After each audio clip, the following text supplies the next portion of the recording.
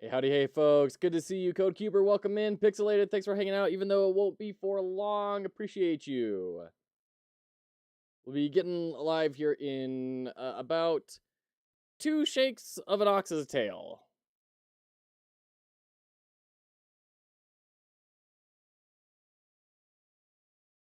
Well, I appreciate that everyone cares enough to come in and say hi.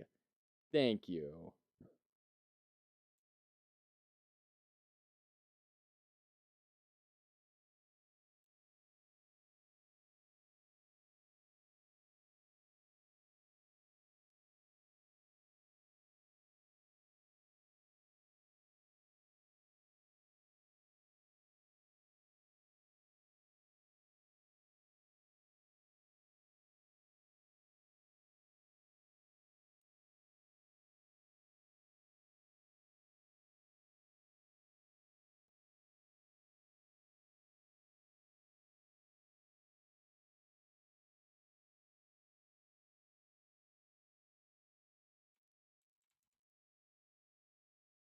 I love saying hello. I love it. Love it, love it, love it. Incredible, good to see you.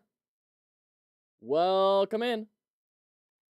I'm just getting some stuff kicked up here, so we can dive right in.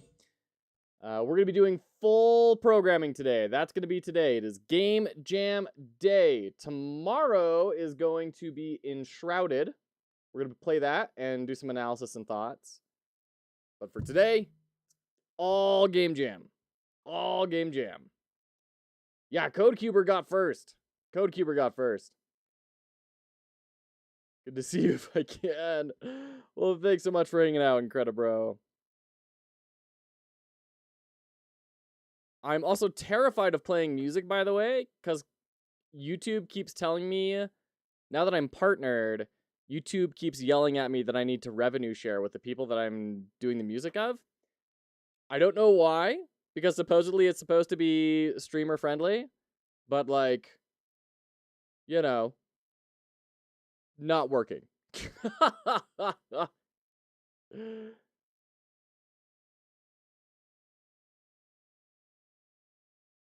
So we're going to figure that out soon, but until then, it's going to be a little bit on the quieter side.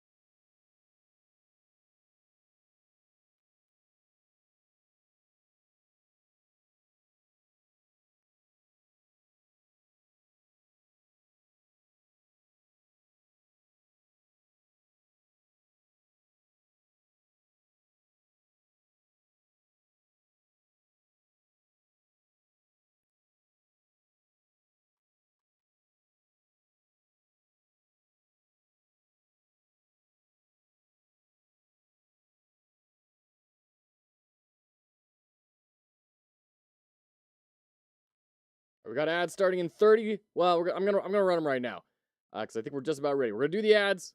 We'll jump right in. Thanks. Zaft, I'll check that out. Thank you.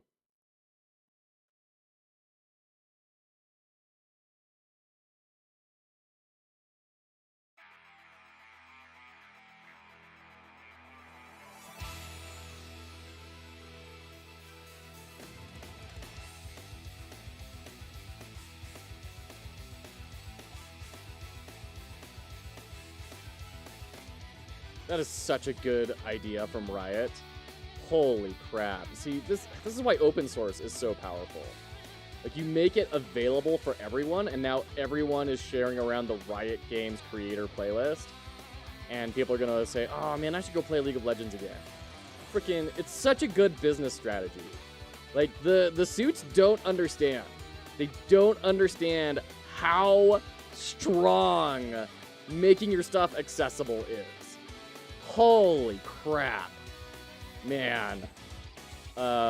Wardley, what's his full name? What is this guy's name? Like Mike Wardley or something? He talks all about how open sourcing is one of the most powerful things you can do if you are being deliberate about your strategy. And he's a very prolific strategy entrepreneur. Simon Wardley.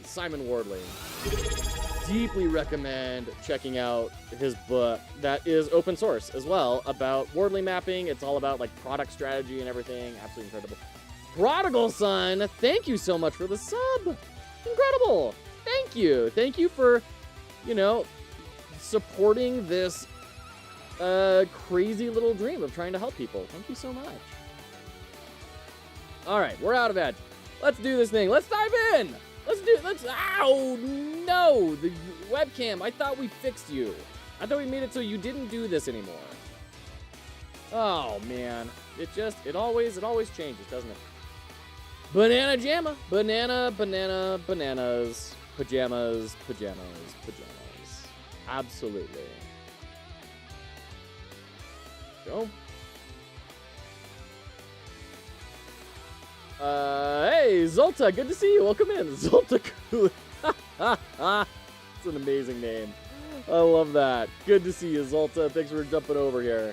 A few moments I saw my own dice folks when How High it goes on sale. Maybe 100 people buy it. How's Attack on Hex Island doing, by the way? For those of you who are unaware, if you ever want to play like a triple triad game that is actually like a full game and also a bit Pokemon, can't recommend Attack on Hex Island enough. It is really, really cool. Very, very clever and tight gameplay. Definitely recommend checking out Attack on Hex Island. Came in during my time for lunch, so looking for a bit. All right, sounds good, Prodigal. Sounds good. 92 sales. Hey, all right, that's not bad. 11 reviews. We gotta pump up those review numbers. We gotta pump those numbers up. We gotta get you to 50. Yeah, it's really cool. We featured it on the stream a few times, made by Prodigal Son Games, and their partnership came out of a GMTK game jam, I believe, a while back.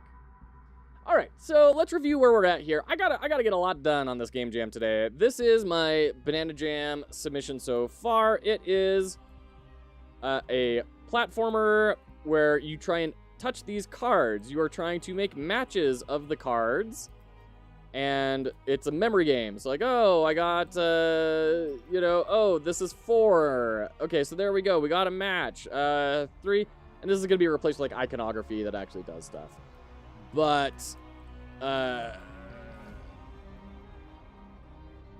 yeah, that's the game. You're going to use these cards to heal yourself up. And you're also going to be using it to deal damage. So this little guy is the boss. Every time we touch him, we're getting hurt. We need to make him do bossy things and make bullets and stuff. So, there's a lot left to build. Obviously, there's no sprites. This is all just debug stuff.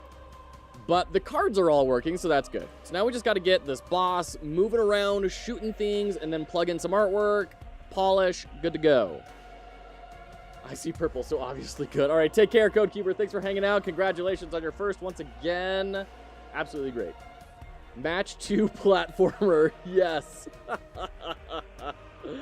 I love it. Now, I have not been working on the jam for a very long time because of this reason that I do not know how to do boss mechanics. I have never built this. I have no clue how to get started here. I thought, well, like, okay, we could like build a path here, and when the boss kind of like circles around the path, we can have different markers with areas tied to them, and then when they pass into those areas, we spawn in a bullet at the marker moving towards the player location. Okay, sure. But then, like, how do I tell the boss to do that? Because we just have the boss scene. The boss scene is not knowledgeable of. Oh. You should make a design for the boss only after. We do have a design. We do have a design for the boss. We could show that off. Here. So we've got different phases. So we've got phase 1, a sort of charge up and then dash towards the player. The player's going to have to get away from. And then we're going to have that kind of circling around the arena, blasting at the player, and then shooting out lasers, and then in a clockwise pattern.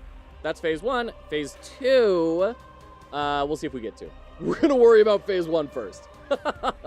Oh no, the Twitch dashboard. Oh man. OBS, my friend. There we go. There we go. So, this is what we're trying to build here. Oh, you can't see that. There we go. Phase 1. Just write a few attacks of different types and then call them randomly, then give him the most important thing, health. Maybe make it go negative 100 to get more. Joe is the final boss all along, always. All right, take care, Pixelated. You need more specific questions if you want help. Yeah, no, Pixelated, you got it. Also, how dare you redeem a hat right as you leave? Okay. Whew. I'm so excited for winter, and things cool down a little bit in here. Lime Blossom with the Lime Blossom. I didn't know you were streaming. Welcome in, Lime Blossom. Good to see you. How are you doing? Were you working on your fantasy game? Your tactics experience, or are you doing more game jams? It's called a hat and run. Good to see you, Lime Blossom. Thank you, Raiders, for hanging out. So,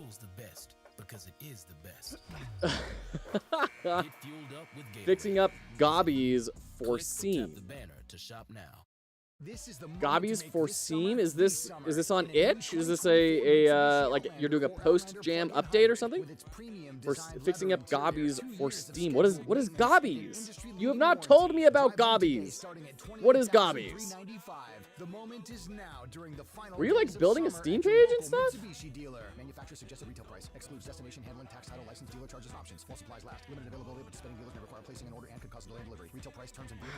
I did a search for Gobbies on Steam, and there's like some stuff here. This is interesting.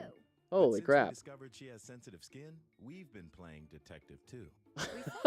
Wow. But it was actually Gobbies stole my dungeon. It's a cute dungeon crawler. Super cute. It's better than the leading competitive free detergent, and it doesn't leave behind irritating residues.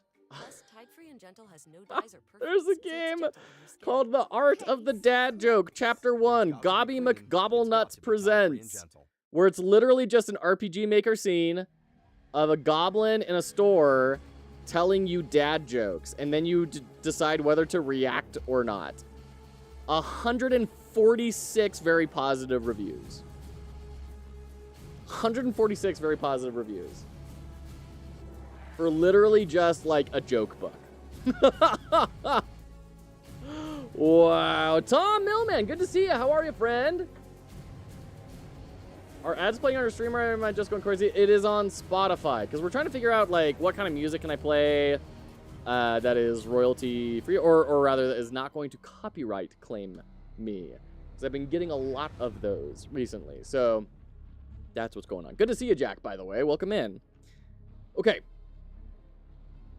So I guess we can let's just knock these out. Top down. We're going to do the charging up and then dash into the player. I think that's one that I can reasonably do. Starting a new jam. Well, this is one that started on Fridays. This is like, we're like halfway through at this point. Been a bit busy, or rather just lazy. Let's say you've been busy. What have you been busy with? I know like your grandparents were in town, right? Hope that all went well. So let's do funk, charge. And then funk, spiral, shoot. It's not really gonna be a spiral. It's just gonna be a circle. Sure, whatever. Ugh, dumb. Bad naming. Funk, lasers. Okay. All right. Oh, I feel so epic. My goodness. There's some gravitas to the stream now. Blades, good to see you, friend. How are you? By the way, Blades and I have been chatting about potentially doing some sort of a community book club for games type sort of experience. I'm curious what people think about that. Dread Delusion did not do very well yesterday. I'm curious what people's thoughts were about that. We had an average of 7 viewers, which is pretty low for us. So, I'm curious what people's interpretation was of that, but also curious about people's openness towards doing a book club thing where, you know, we say for this month, we're going to talk about this game and we'll play the game on stream a good amount. We'll dive deep into the analysis of it, more deeply than we have in the past. We could do like a community showcase of, oh, hey, someone built this part of the game or this mechanic from the game. Showcase that on the stream. Somebody did a UI rework. Someone did some voice acting for it. Someone did, you know, X, Y, or Z things. Show that as a community and then talk about what worked about that as a community. It's an idea I've had. I'm curious about trying it. I kind of want to feel it out if there's interest in it as of our core little group here. You're still in tag. Dread Delusion. Suck. Dang it, Restream! Restream! Thank you. Thank you for that heads up. Oh, shoot. Software and game dev. Hold on. Oh, what a bummer. What a bummer. And then we can get rid of Blind. We could do Game Jam. We could do Godot. All right. Godot. All right. There we go. That'll work. Thank you. One of these days I'll be a professional streamer. Went on 2 holidays and got a new PC. That's great. That sounds awesome, Jack. Doing well, just submitted my 3rd task for my last class for the term. Congrats. Very awesome. Not focused on a game for a month, but like a UX feature. Well, we wouldn't be playing it like every single day, but it would be, you know, somewhat regularly. We'd maybe do it like once a week or so. Devote a day to it and, you know, take a look at it. The game jam you based on having 7 things. Yeah, Miller's Law. We could do that. That's another approach. I just feel like that really limits the ability of a lot of people to participate.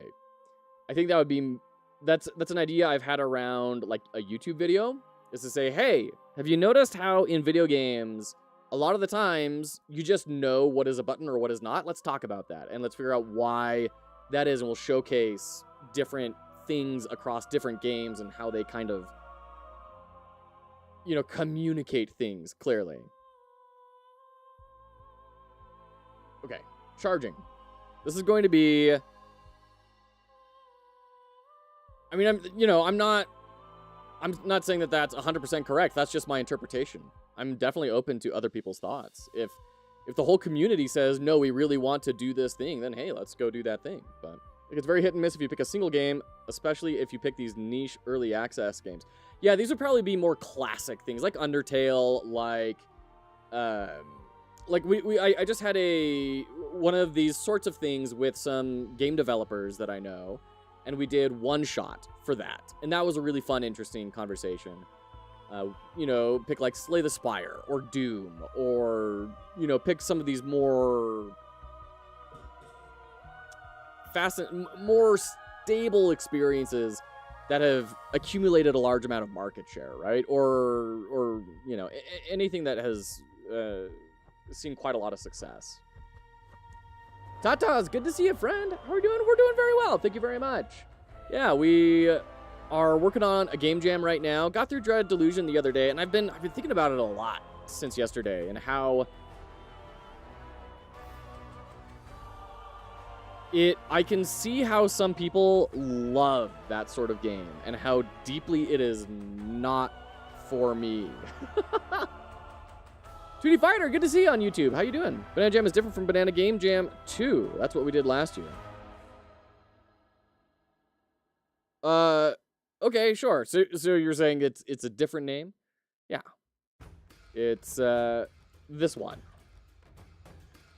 Colloquially, it is. We call it that. Okay, so for the charge, we need to set a direction.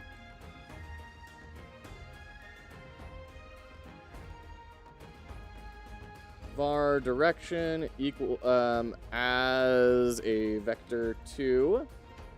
And then we're going to say direction equals I think I can do this a little bit more tidily. Export var player as a character body 2D. Direction equals player dot global position minus global position. And this is the brain rock game. Yes, this is the brain rock game. So what we have so far, Tatas, is this idea that you're running around, you're platforming on these platforms, and on these platforms are cards. This is a memory game, so you are trying to match 2 of the same type. And if you match 2 of the same type, then it will have some effect. For example, these 4s are going to be just garbage. It's just stuff you match to get off the board. But let's see, like a 5, I think is a heal. So if you get the 2 5s, then you should heal up. If you get the 6s, I think that's going to be a sword, and that will deal damage to the boss. So you're trying to do all of this memory stuff, all the while the boss is floating around, targeting you, shooting at you, trying to stop you from being able to accomplish what you want to accomplish. So that's the idea. We're building the boss's behaviors right now. Okay. Direction equals player.global position minus global.position. We need to have a, like, charge duration as, like, 100? I don't know. We'll try that. And then var charge duration max 100. And then we're going to set the charge duration to 0. But then when we do the charge, we can say charge duration equals charge duration max. So we, like, set it. What's this Game Jam game about? Jack, I've explained it like 3 times. Twitch has a lot of emotes. No wonder Kai, it's not here. Kai Sanat. Whether it's a ride oh, Kai Sanat. So, Jack, this is a memory game. So you are running around trying to flip these cards. Learn more at chase.com. My bad, I zone out easy. No worries. So you are trying to make matches from these cards, and as you do so, they will have certain effects. From doing, just clearing them and clearing them off the board, to dealing a damage to the boss, or healing yourself up. All the while, this boss is going to be floating around trying to make a muck of things. So the idea is it is making it harder and harder and harder for you to remember where things are, because you're also dodging the boss's nonsense. So, Kai is not a default emoji? I highly doubt it. Why would Kai not have it be a default emoji?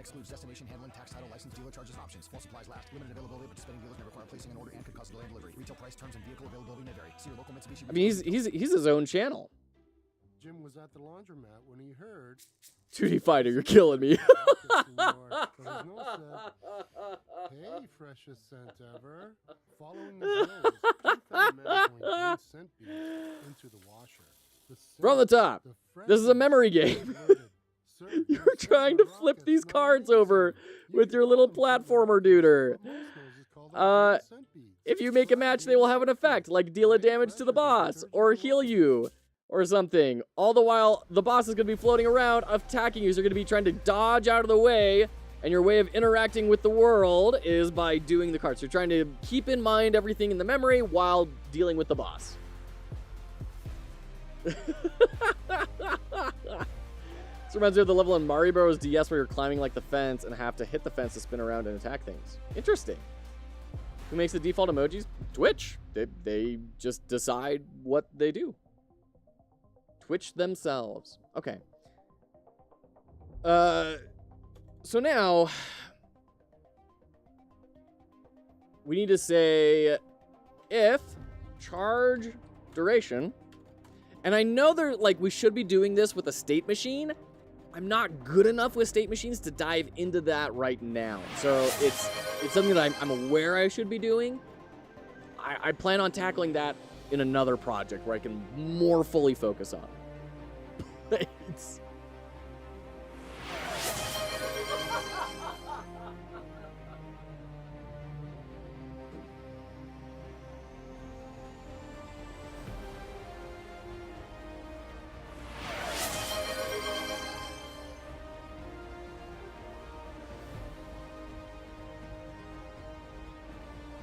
I get it. It's the day after Labor Day. The kids are feeling frisky. They feel like they're gonna bring one over.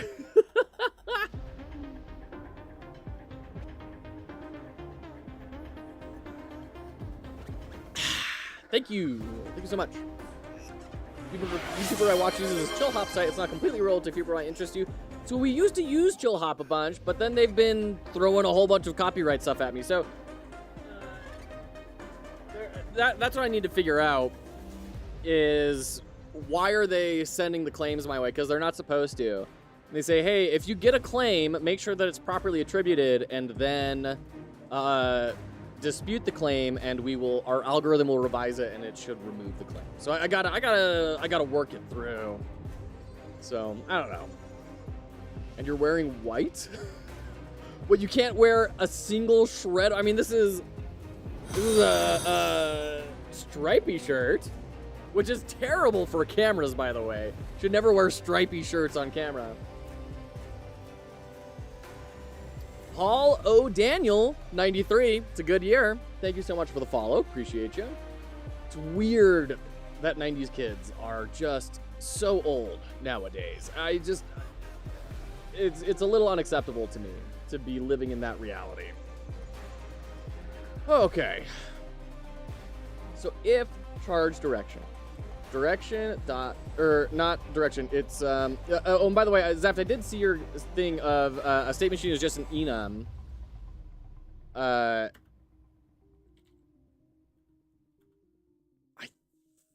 think this is how you do enums? Charge. We'll do idle, charge, spin, circle, lasers. How old am I? I am 34 years old. 34.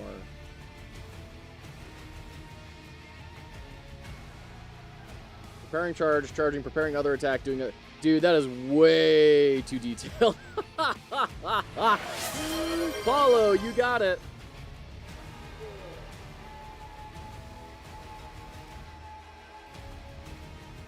All right.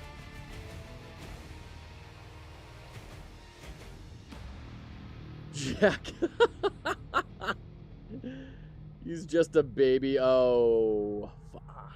Bro's only 5 years older than me. There you go. We're almost the same age? Nice, nice. I am not an 80s kid. I am just shy of an 80s kid. Yeah. September 12th. Happy birthday, Prodigal. How many hats do I have? I have more hats than you have the ability to add. Let's put it that way. Just a year younger, I thought you was my wife. No, especially when I shave, I look like I'm 17. Oh dear. Yep, all right, there we go. You poke the hornet's nest and you expect to get stung. Okay, so we've got my wife's sun hat. Another fedora. So this is the hat tower. So we're at 1, 2, 3, 4. And 5.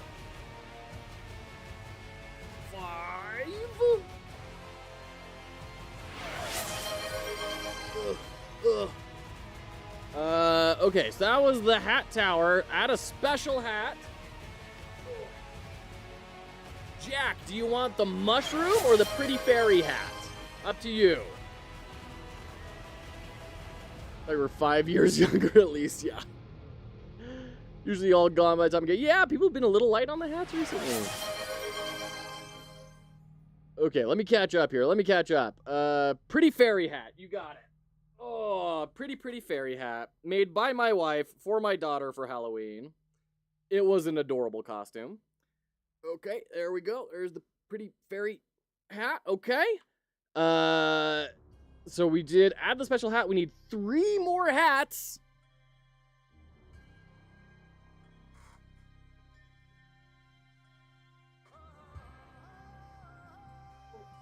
Okay. Hat. Comfy, fluffy hat. Very wide and thin hat. Okay. 1, 2. All right. No, I'm out of hats. Oh, I'm out of hats. So out comes the Witch King. Okay. To claim his throne as the king of all hats.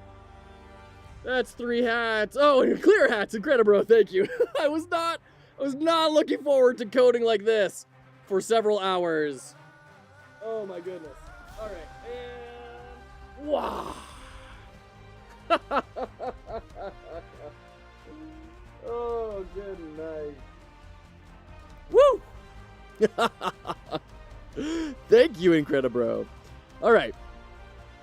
Has anyone seen a 90s banana? Let's monster on the island. Time to play. All right.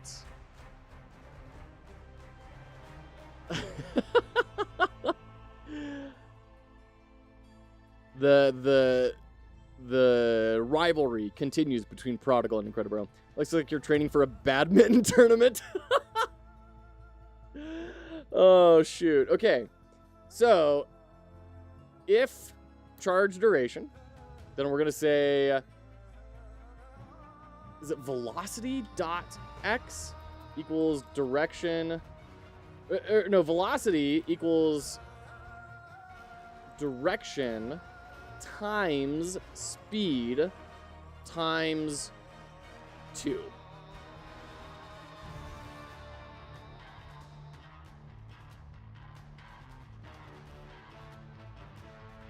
Joe's brain is now free of hat. He can focus now.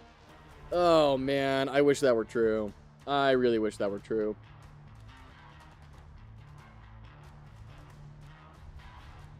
So what we could do here is, on the chart, we could do await get tree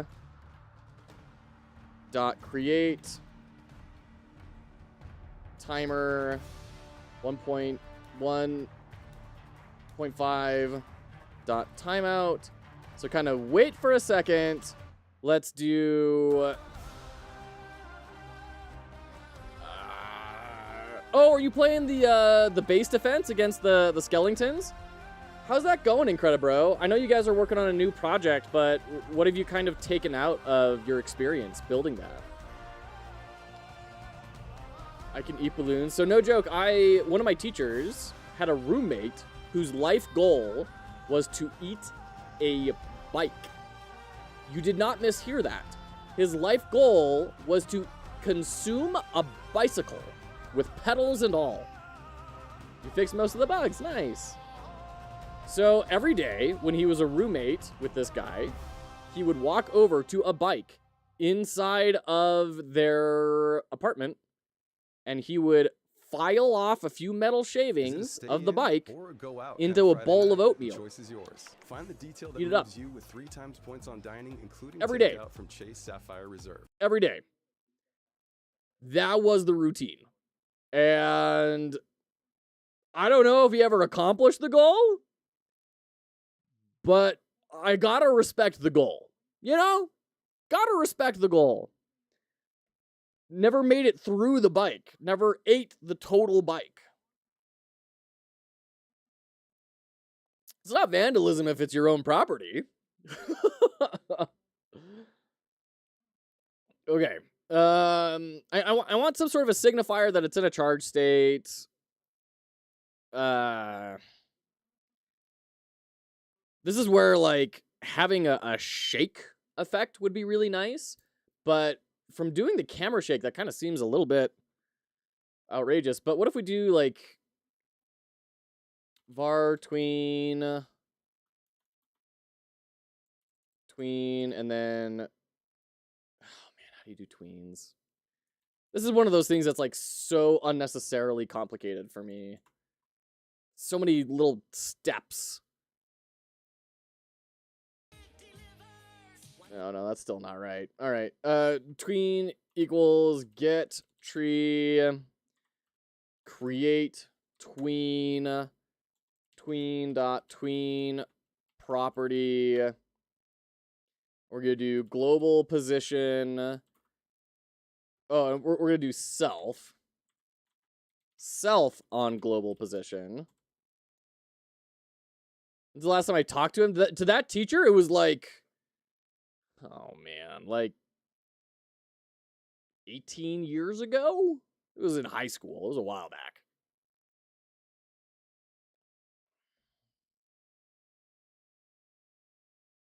You can behead the cat on top of the house?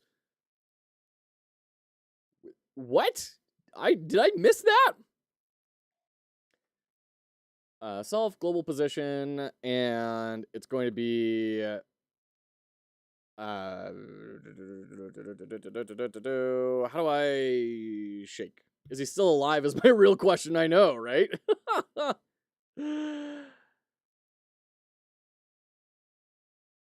Let's see.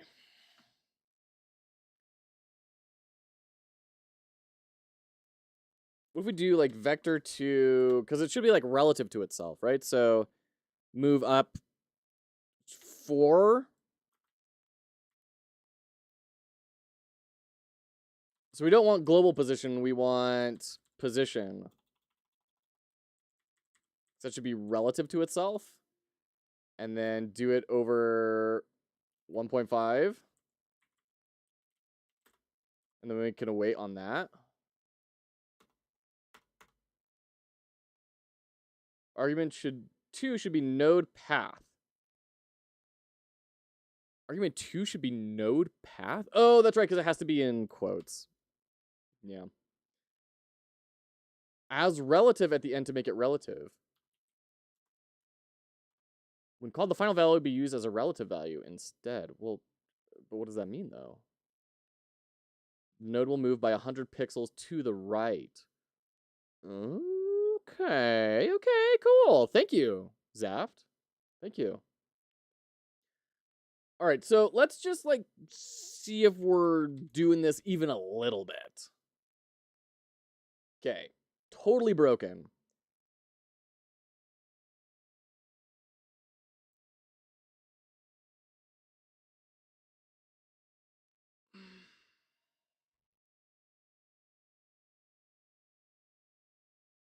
So it's screaming saying stuff doesn't exist yet because it doesn't exist yet. So just wait. Once again, I really hate how long stuff like this takes as well. I wish that there was a faster way to get at this. Oh, right, because we don't have our export set. Right. Assign player. There we go. All right, so maybe we don't need this line. There we go. Hey, it is doing something. It's like sliding down a little. That's what it should be doing. But what we really want is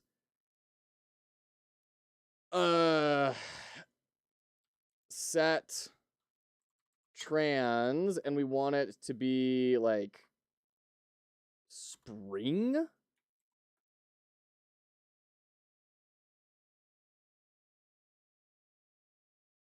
No, let's do elastic. That is a little more Insano style.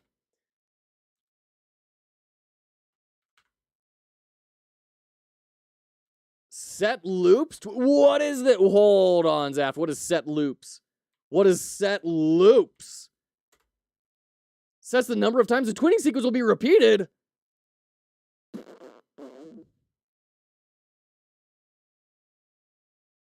Whoa. That is rad. Okay. Can you zoom in the editor? Yeah, absolutely. Okay. Dot set loops.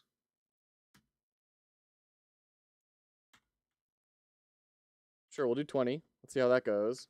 Just gonna run it. Okay, so it's not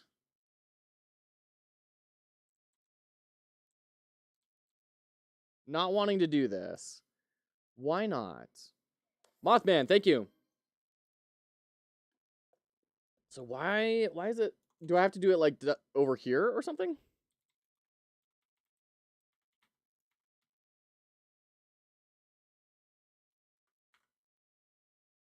Yeah. It's on the tween before the property. Oh. Okay. See, that's another one of those, like, how are you supposed to know that sort of moments? Okay, so then instead of doing 1.5, we can do like 0.2. Yeah, okay. All right. So then what we really want is a random value here. Godot has tweens built in? Yeah. Yeah, Incredibro. You didn't know that? So this needs to be like rand I range between 0 and 10, right? And then theoretically, every loop will be its own thing. Now, why is the boss like getting thrown way down on the ground?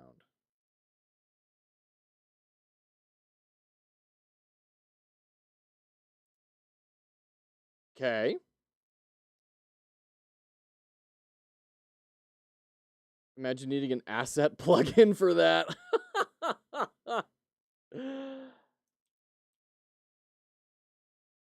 Boss. In Unity, you have to have a plugin? Wow. That's weird.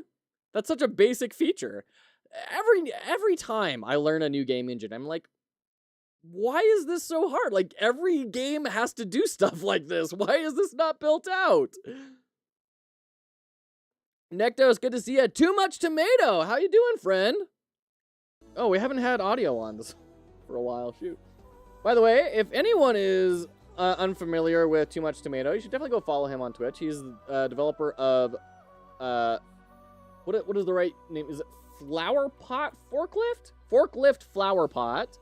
And the new coming out Torso Tennis. The same random range. The random range won't work with the loops. It'll use the same random value every time. That's what I was afraid of. Darn it. Darn it. I mean, we were observing that, but I was worried that was going to happen. So then, if I want a uniquely random range, then maybe there's some way to, like, say, regenerate this. But it seems like the more likely thing is put it in a for loop to get, like, that jiggle, right?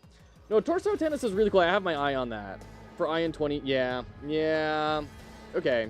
Well, I am learning about tweens here. Thank you. For IN 20, and we'll do await. Throw all this right in here.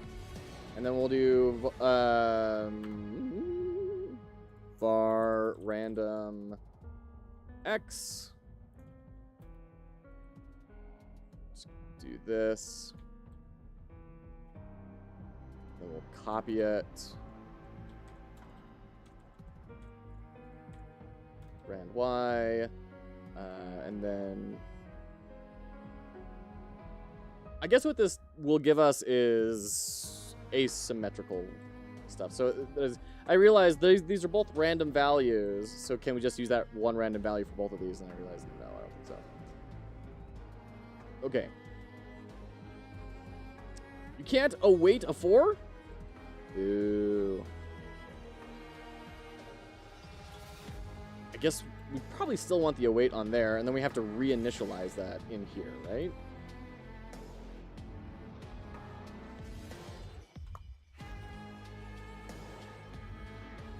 Then we can just say it's an int. It's an int. It's not going to save us very much, but you know, it's something. Tweens are so amazing. It definitely boosted my dev skills like 5x just downloading a tween asset for Unity. Wow. That's what we were just barely talking about, how like weird that is. Do await tween dot finished after the 4?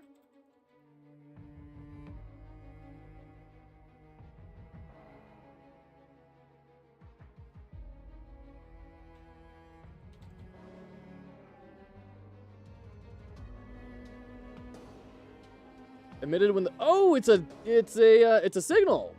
Okay, so we could do like dot timeout. Okay, we got some errors here.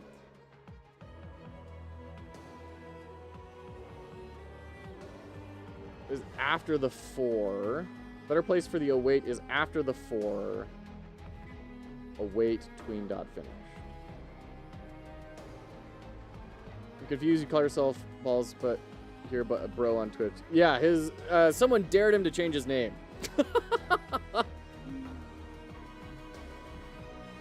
Why no timeout? It's a signal.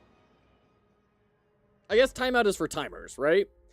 I mentally connected this in my brain as that's the emission, which of course it isn't. But now I'm kind of curious about the structure of the timers. Ugh, okay, when does the jam end? The jam ends in 3 days and 9 hours. 3 days and 9 hours. Oh, prodigal shush. I'm in a jam. Listen, I'm gonna take every scrap of help I can. Okay.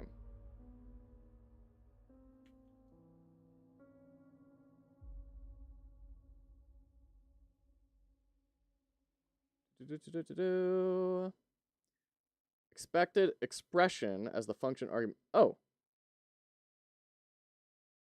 that's why. Okay. That's our problem. Okay. I'll get a new one using I Walmart did Express this delivery. very wrong, Should be here in as about I'm an wont hour. to do. Thanks. Wait. I don't know how to do code? Godot. It's a 4-day jam. It was originally, and then they like doubled the time Is it a frame. stay in or a go out kind of Friday night? The choice is yours. Find the details. Zapped, sorry. I just saw the expired on that.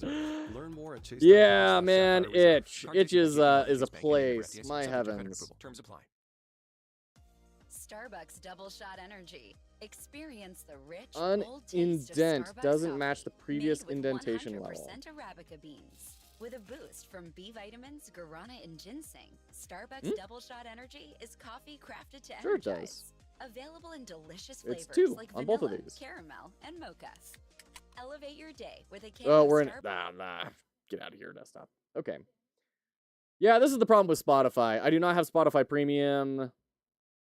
Maybe I need to get it if we're gonna be doing this. I don't know. Hey, Memphis, good to see you, friend. How you doing? Unindent doesn't match the previous indentation. I mean, what are you talking about?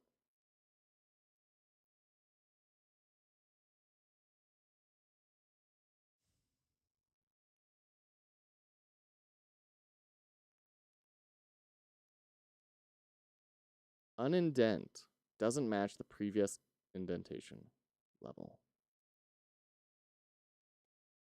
Now, won't this be a little bit weird? Because won't it, like, skip through this in, like, a third a second? Just bought 2 courses on Udemy. No matter the price of a course, all of them have gone to about 15 euros. Big sale. Nice. Nice. It'll be done in order.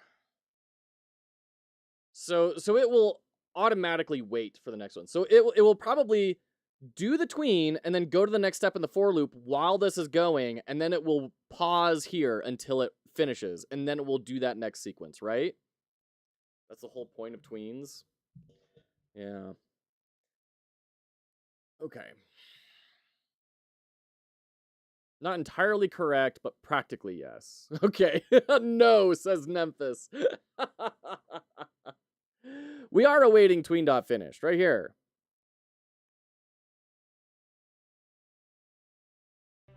All right, there we go. Audio's back. Lost 50. Is the audio cutting in and out? Like my voice? Is my voice cutting in or out?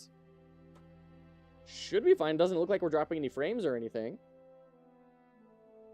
Have fun exploring tweens and fixing random issues. Have to sleep now. All right, take care, Alamad. Have a great sleep. Prodigal is a master of tweens. Do it inside the loop? Yeah, Zaft has strong feelings about that. Because if we do it inside the loop, like I understand that, but won't it natively do that though? Doesn't it, like if you're running two tweens, one right after the other, won't the second one wait until the first one is done? Isn't that how tweens work? That's why there's like set parallel.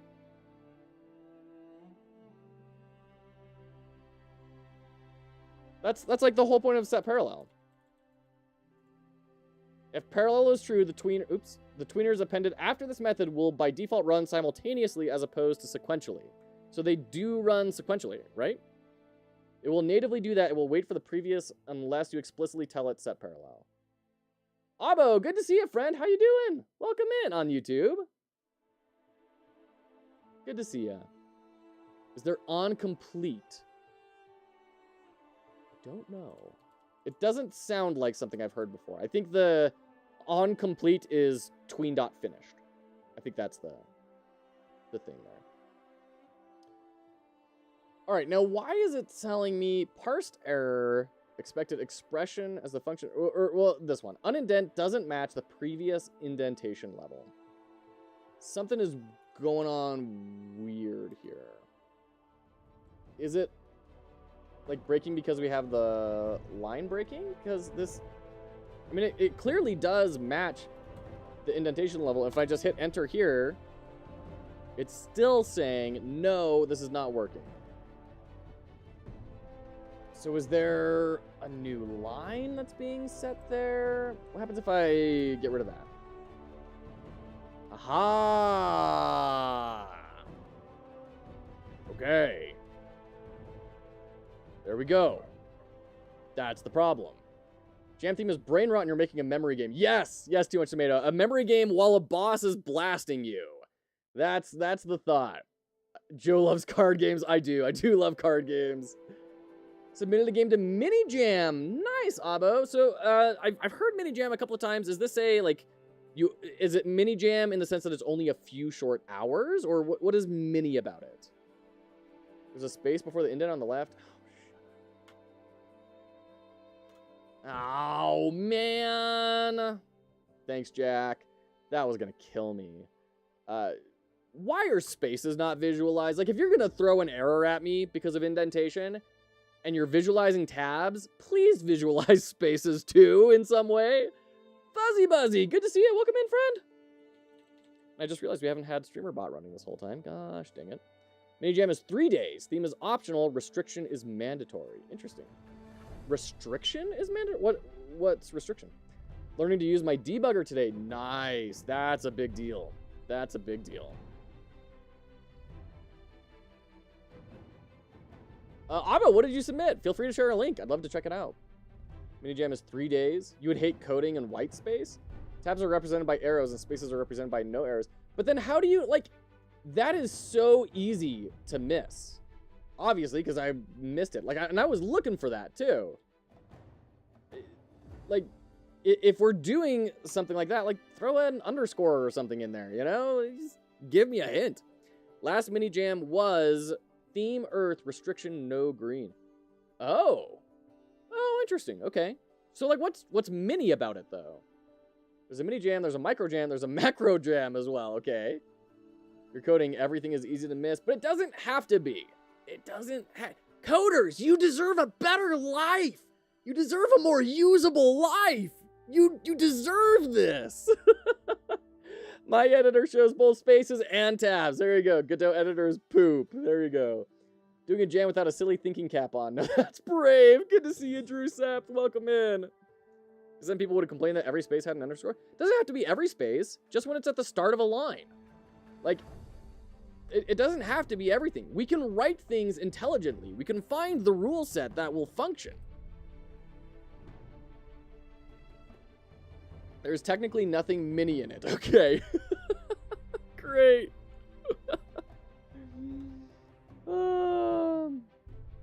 You do deserve this, Too Much Tomato. Think better of yourselves. You make the world turn right now. The world is your typed oyster. Go get it. Can I eat a banana on stream? Probably, but I'd have to hide something that's not a banana inside of it, like Thor did, just for YouTube views. Redeem, eat banana. You sent it in the general channel. Oh, in the Discord? Nice. Earth Defender. Hold on.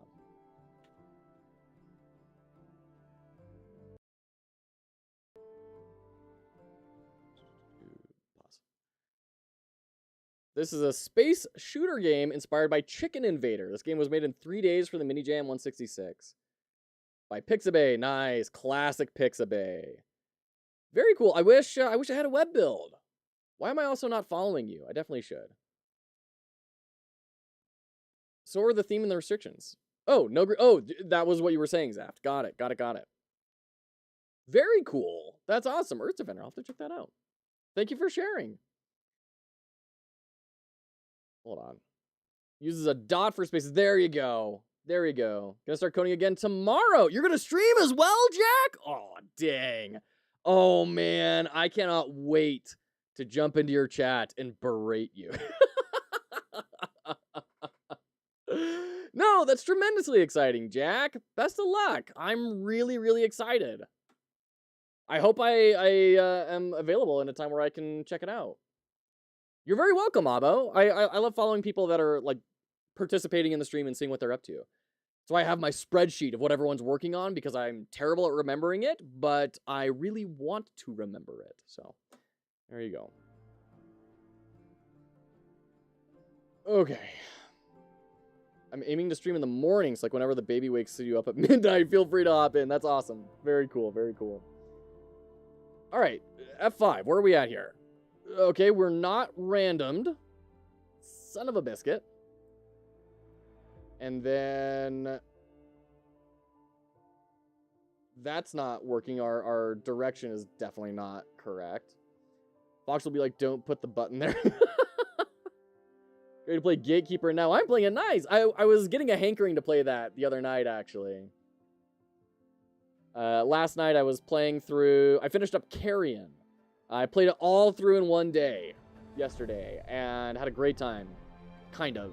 I have thoughts on Carrion. Maybe we'll do a discussion on that sometime. But as soon as I wrapped up Carrion, though, I was like... Or while I was playing through the end especially, I was like, I kind of just want to play Gatekeeper.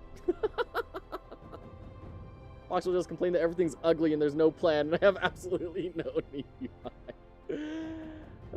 Gatekeeper's a pretty good game, and I'm excited where they plan on taking it. Yeah, I'm excited too, and I love that they're being responsive and present with the community. That's all great. So random X and random Y. There we go. Let's try that. Yeah, it's a little bit better. We're definitely so we need to do like -10 and -10.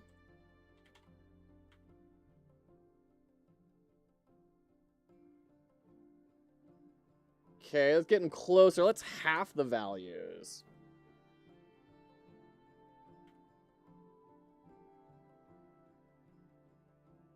It's a little much, and also it's just so instant. And I get that that's probably because our time frame is short. Okay, and then if we add like a some sort of VFX here, I could maybe see that selling it.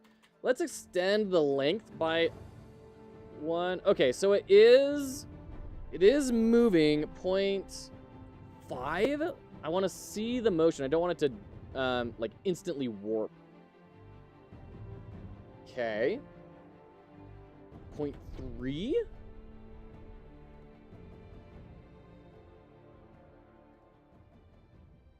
Yeah, we're instantly warping again. Let's go to half the amount that we're looping by a half. Is it a stay in or a go out kind of Friday night? No.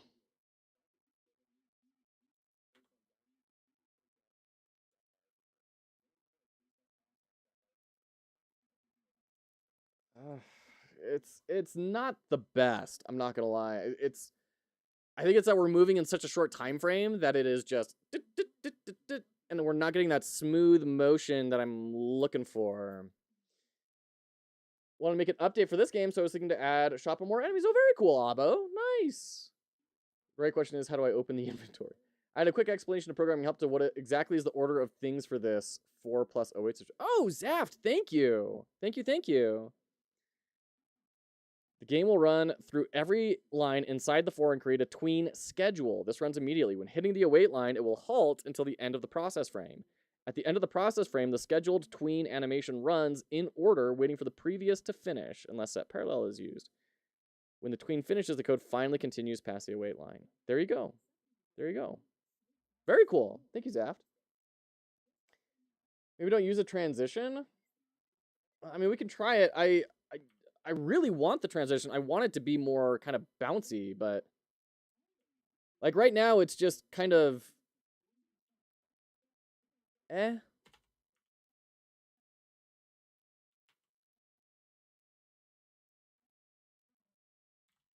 Boost up to 20. Okay, well, I mean, hey, you know what? Fair. It's getting closer to what I'm looking for.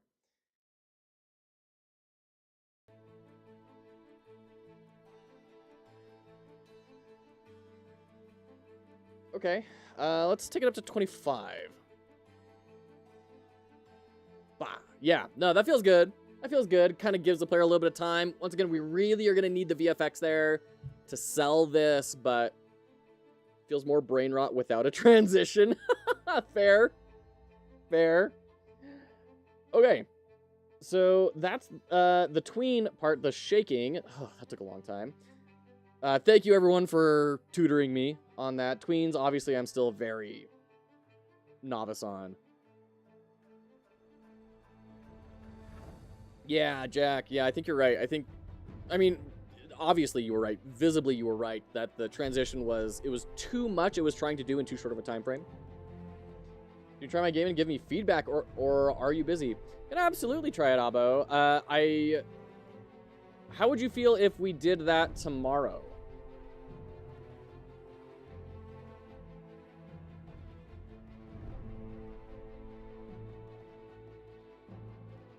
I just got an unknown invoice on PayPal from, if you have any issues, do let us know, telephone number. That was the name of the person who sent the invoice. I'm gonna report that.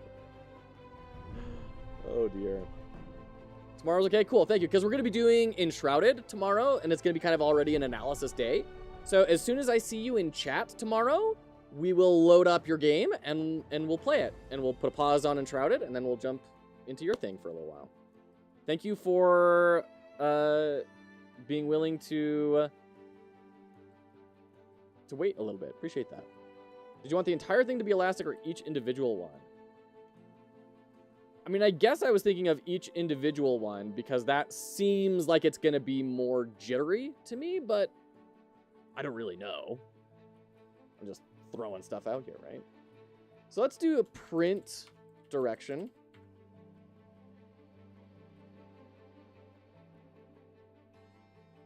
Okay, maybe we're just moving way too fast.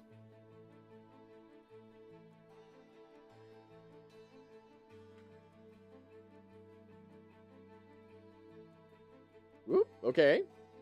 What if we do direction divided by speed? Ooh.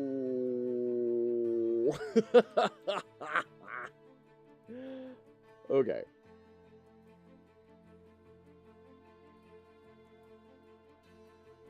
Where are we doing this in here? Where's our speed in here?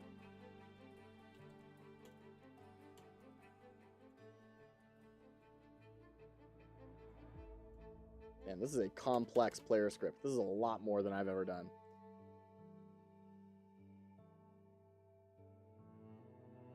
So it's a big file. What this one? Yeah, this is a giant player control script that is available in the asset library. I've used it a couple of times. It works really well. I've modified it a good amount of times. We've built in the dash, all that sort of stuff. Movement is kind of one of those areas that I am always a little bit fuzzy on. Because I do it, you know, you get it done quickly enough that you just, your game is done and you just move on. But there's so much that goes into it, and it's hard for me to remember exactly, like, what the... Like, it's this, right? Acceleration times delta. Oh, and I gotta do times delta, too, don't I? That's probably a big part of why it's going so fast. Yeah, there we go. That feels better. Okay. 4.3 has many great updates. Yeah, no, it really does, Abo. Woo! Okay. 2D character movement is my favorite thing. Really, Zap? Why is it your favorite thing? That's interesting. Woo!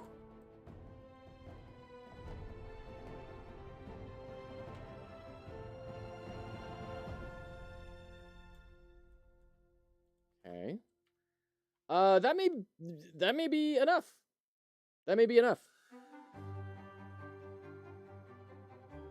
Let's take speed down quite a lot.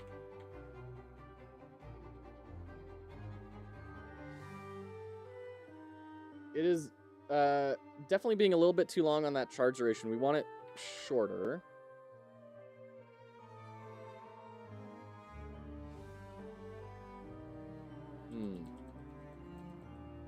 Okay. Just pays to have done so much physics kinematics that 2D movement is secondary instinct. Fair.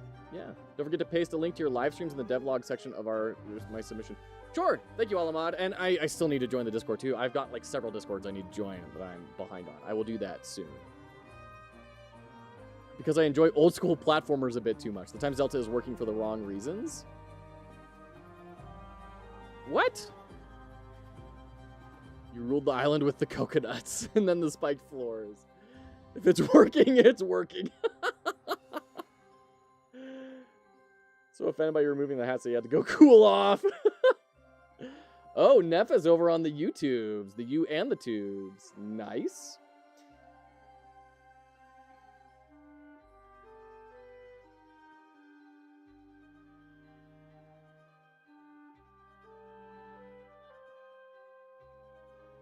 Okay. This seems weird to me that we're setting the velocity in the process, right? Shouldn't velocity be getting set, like, once? Isn't that way better? Like, we should set velocity here. And then...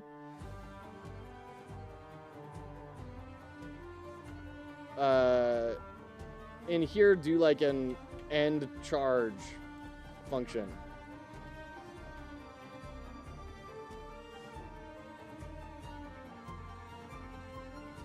Right? Like, velocity being set on physics process is pretty normal? Really? That's so weird.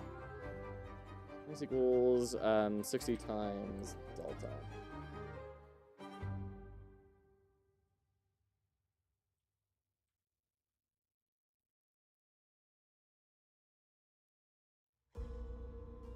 Tell us how it should work before trying to figure out the details. What is it supposed to do when it charges? Captain, good to see you. Welcome in. So, yeah, I agree, Prodigal. Yeah. I've seen it on Itch, just funny. Well, I think that's the point, Desist.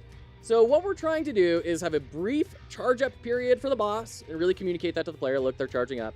And then, and this is why the language is a little confusing. We're charging up the boss, and then he charges, right? So a little bit of a warm-up period, and then the boss charges forward. That's all we're trying to do.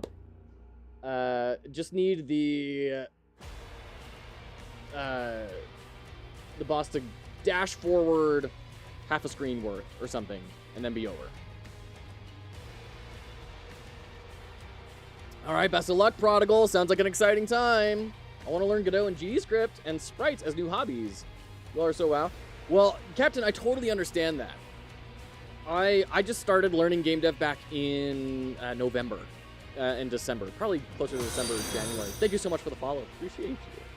So I've been learning since then. I started in GameMaker, and then maybe 4 or 5 months ago, swapped over to Godot for a game jam, and I kind of haven't looked back since.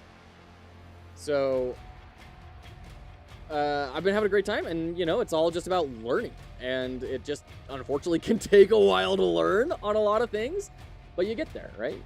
My wife is an illustrator. She did all these pieces behind me. And it's one of my lifelong obsessions to get good enough at art that I can do stuff like this. I want to go back to school and get a BFA in illustration. I really want. That's one of my, like, before I die sorts of goals. If you add or remove something every frame, you should multiply by delta. If you set to a specific value, even if every frame, you should multiply by delta. Yeah, I figured that was the case with velocity, but, like, it's working. But, I mean, I guess we can just knock speed down a whole bunch, right? Me when I asked itch support for custom CSS, I want to send her text. Me when I have custom CSS, dinosaur. Tomorrow's the start of me transition. Oh, no kidding, Prodigal. That's happening tomorrow? Oh, big congrats. Big congrats, Prodigal. I draw things sometimes. Drawing is a great skill to have. Yeah. Absolutely. Let's team up then. Fox Hollow Games, and we will make the next Dice Hollow Nitro. Yes, I'm totally down. Let's do it. I'd love to do game jams with some community members. Zaft and I are looking for opportunities. I'm not going to let you go from that, Zaft. I remember you saying... Ooh, sheesh. Yeah, that's the problem, right? Is that, like, direction is such a ridiculous thing. Ooh. Tomorrow might be the start of me transitioning if the interview process goes well. Okay. Big... We're rooting for you. We're doing everything... We're rooting for you. We're praying for you. We're sending good vibes. Super game for that. Yes. Desist! Yes! Let's do it! Not just saying, love it. I have too many skills that I want to improve. I hear you, Lime. I'm getting older to the point where I'm looking at my life ahead of me and I'm like, it's not a limitless expanse anymore. You know? Like, I have a limited amount of time. Crap. Like, and my brain is slowing down. I'm going to be worse and worse at learning new skills the older I go. So, shoot, I really need to prioritize, and I've got to be okay with some things dropping off. Like, I want to learn perfectly every skill set related to making games. I really want to. Audio, visuals, programming, everything, every marketing, all that sort of stuff. I don't have it in me, lifetime-wise, unless I'm just being mentored by the brightest minds every day for the rest of my life. Like, it's just not gonna happen. So, oh, it's so depressing. So depressing. Just enter a game jam as a channel and build a game with 20 plus people. That's what Progs did. He tried to get over 100 people on his GMTK jam, which was hilarious. Will you learn Unity to team up with Prodigal Son Games? I do want to learn Unity. It's on the list. I'm going to learn Unreal next, but Unity is on the list to learn. Midlife crisis incoming. Yeah. This happened to me 2 years ago. Makes it you're 34 and I was 34. There you go. Which led to creating Attack on Hex Island. There you go. Have you tried never retiring? I don't think I ever will, to be honest. I may retire from my corporate life and full-time employment, but I don't think I'm ever going to stop working. Oh, heck yeah, we old now. Yeah, Lime for real. I need to do to learn. Yeah. I saw that, Incredible. I saw your sprite, actually. That realization I did not want to hit 40 without having at least a game on the Steam store. Yeah. And you did it. You got it through. A computer can't handle the size of Unity or Unreal. Fair. Do Unity before Unreal be realistic? Why? Why should I do a Unity before Unreal? Whether it's a ride share to dinner or a cab to the airport, your ride is your call. Haven't you already Find done a that? You're detail just chilling moves making you games, with essentially $300 retired. travel credit towards taxis No. and ride shares from Chase Sapphire Reserve. Learn more at chase.com/sapphire Not even reserve. close to Cards issued retiring. by JP Not even Morgan Chase Bank close named to Progressive, chilling subject to making credit approval. games. Terms apply. No. I won't let my moderate Deeply to severe stressed plaque all the psoriasis symptoms time, define me. trying to build a business. That's what we're doing. Every time my daughter has an expense, or I have to put my son in clothes that he's had since a newborn, it's like, oh, Serious allergic reactions may occur, shoot, so we violating gotta pre-service figure this out. infections can lower your ability to fight them. Before treatment, Not you should even check you for close. infections and Oh, dude, go, tuberculosis. go, Tell go, your go, go, doctor go, if you have go, go, an go. infection or symptoms of Soulless infection, Gaze, you had said including one fever, word. sweating, Bills, yeah. muscle aches, or cough. Tell your doctor if you had a vaccine. or Yeah, plan well, to. and frankly, there's too many people we want to help. There's Bills, which is our immediate concern. You know, we need to stay alive. We need to not be homeless. But the principal goal of all this is helping people. There's just way too many people that I want to help. Safe drivers save more. Just the idea that there's a ton of people out there who are like myself and dear friends that I have that would have loved a career in games but never tried to pursue it because they thought it was unreasonable or not feasible. You can save up to 40% That's not with okay. Allstate. There's Ain't people that in the something? games industry right now that have those jobs just because they have them. And life is too short to not have a job or have a fulfillment in life that is rewarding. All right, Unreal is not real. So the reason I want to do Unity after is because I want to give Unity some time to calm itself down. I want to give them time to kind of win back their user base and figure out the direction they're going. And if it turns out that they just want to keep on going in the direction of like mobile and NFTs and, you know, crypto, then I can kind of say maybe I don't need to learn Unity. He wants Unity some time to disappear so he doesn't have to do it. Listen, I'm all down for taking stuff off of my plate. I would not be sad about that. But that's not why I'm waiting. I'm waiting because I want the executives to see a drop. I want them to understand they have to win back their consumers. And I know different people have different opinions on this, but I think Unity definitely got way too big for its britches. Okay, so we still have this problem of like, we're just going tremendously fast. Okay, else... velocity. Like, it's weird that we're involving direction and speed in velocity. And I understand that that's what a vector is in physics, right? That is a vector. A vector is direction plus velocity. But we're, like, conflating the two here. Or rather, velocity is direction plus speed or something like that. It's been a while since I've had physics. But mobile and console indie are the only lanes they realistically have left. Kind of, yeah. I mean, they can pivot, they can change course, but the course that they're going down is very mobile heavy, very crypto heavy. And there's nothing wrong with mobile games. I think we need way more good mobile games, but it's not where I want to go right now, and I definitely don't want to do anything with crypto. Unity won't disappear because industry is still hiring Unity devs. Yeah, Unity is not going to disappear for... If it's going to disappear, it's not going to disappear for a very long time. There are a lot of projects that are working on earlier engine versions than the most recent one, and they still need help. And to say nothing of, hey, let's upgrade to the most recent Unity version, get more features. Right? It's going to be a long life cycle before anything dies. Right? I want to find the vector meme from Despicable Me. So that's like the mental hang-up I have is like, why are we saying direction for the speed and then move and slide? That seems very weird to me that we can't say move to this direction at this speed. It's kind of like combining. Unity is the reactive game dev, super strong in the industry. Yeah. I mean, so many people got their start on Unity, right? It was the player for a very long time. Godot didn't come into any sort of fashion until Unity had their kind of big pricing mishap. So it's relatively recent that things have been shifting. And what you're seeing on itch is a very small microcosm, right? It's a lot of hobbyists. It's a lot of people that do this for fun or that are trying to get into it, not people that are creating games, pulling in revenue from them, right? Unity is a very smart business choice still for a lot of those reasons. It's very stable. It has a huge amount of community support. It's all sorts of knowledge bases surrounding it. There are very, very good reasons to be in Unity as a commercial studio.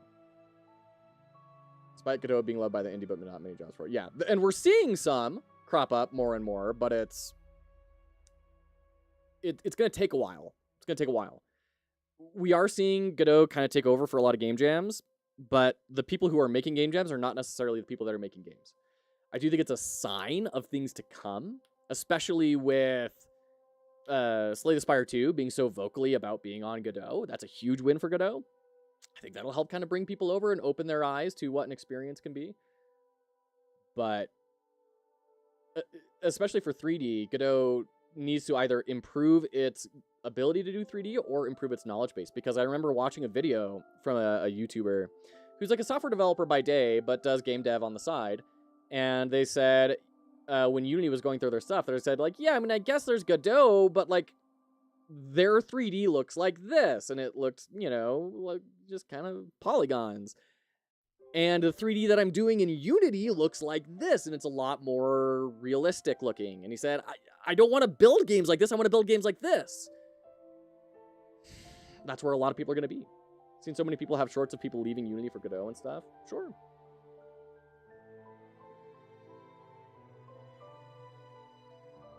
They look like they're actually making indie games and have actual games being made, but I don't know. Like they make actual game dev tutorials. Yeah, I mean, also, being a YouTube creator myself, I am aware of that sort of a position, right?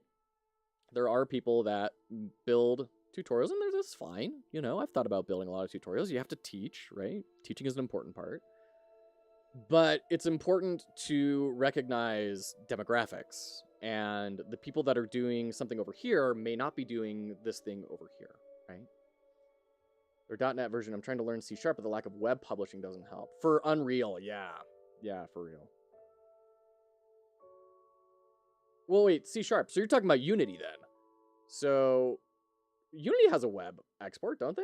You guys getting close to Unreal, but still far as Unreal is also going crazy.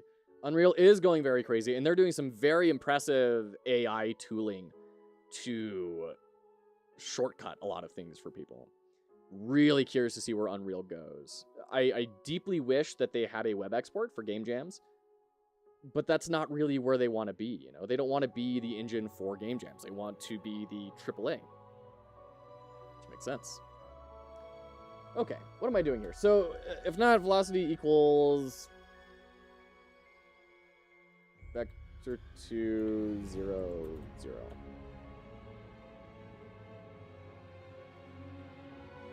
It is not stopping. I have to imagine, right?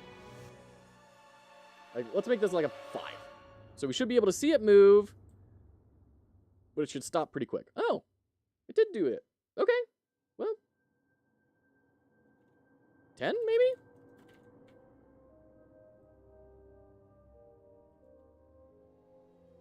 Yeah, sure. Okay, great. That's another reason I'm calling Unity React. It's a super strong, super stable, 7 out of 10 consistent thing. Yeah. Yeah. I'm all in for Unity. Fair. Fair. And the stuff that you produce for your jams, Incredibro, really blows my mind. Like what you're able to pump out just blows my mind every single time. Especially as someone who's new to game dev. You are clearly very far ahead of myself, who is new to game dev. So you do not seem very new to me. I'm all for uniting us in the common goal. There we go, Prodigal. All right, well, I mean, that's the charge, right? Dash forward, stop.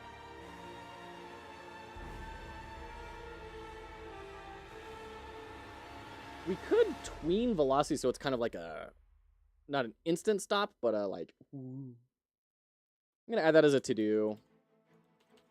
Tween velocity to 0 for gradual slowdown. We got crazy too early. Still bashing my head understanding how branches work. Like in Git?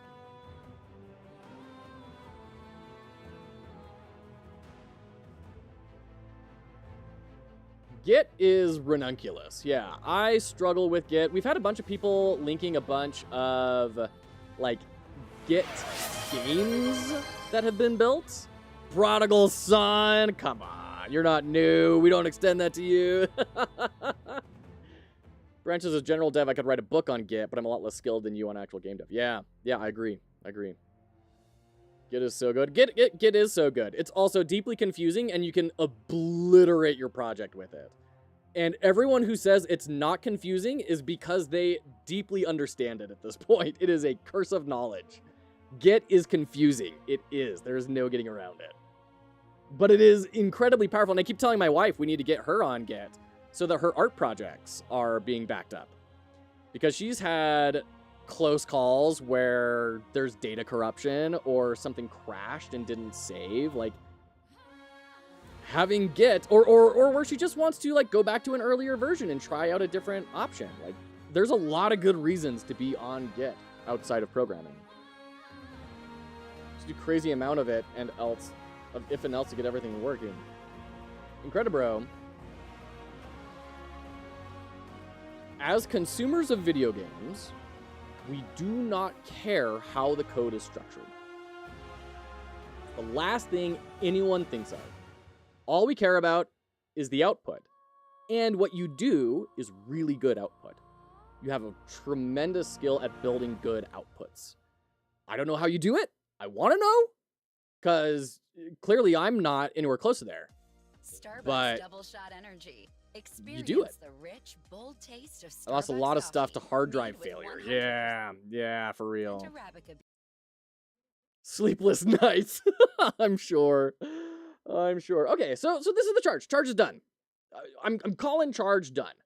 Let's go ahead and move to circle shoot. This is one that I'm not totally sure how to do. I would like... Oh, you know, we can export a circle path. Node exporting is so cool. As path 2D. Oh my gosh. Okay, so now we have a path 2D. I have done paths a total of once. I need to remember how to do this. So, what do we do here? Too hard to always crash my 13-year-old Mac running while loops.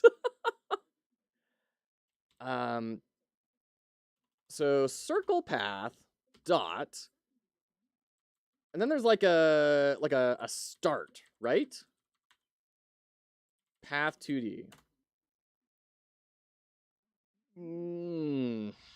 All right, let's go to our game here. Let's make a new path. Circle path. Oh, what am I doing? Path 2D. Path 2D, this is circle path. And then we are going to add points here. Here.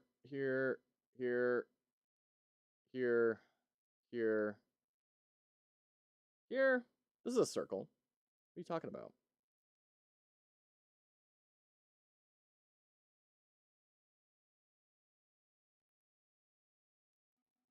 I'm trying to roughly match them up.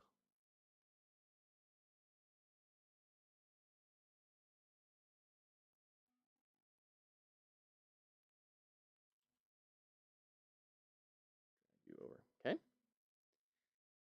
All right, and then we're going to add in area 2Ds with collisions. And then we also need to add in a marker. Might want to use a path follow node. So tell me about that. What is the difference between a path follow node? Let's make it a generic circle. Bullet spawn location. These portfolio projects may not look much in front, but on the code side, I'm trying to learn the programming skills needed. There you go. Learning so there's still a bright side. Absolutely.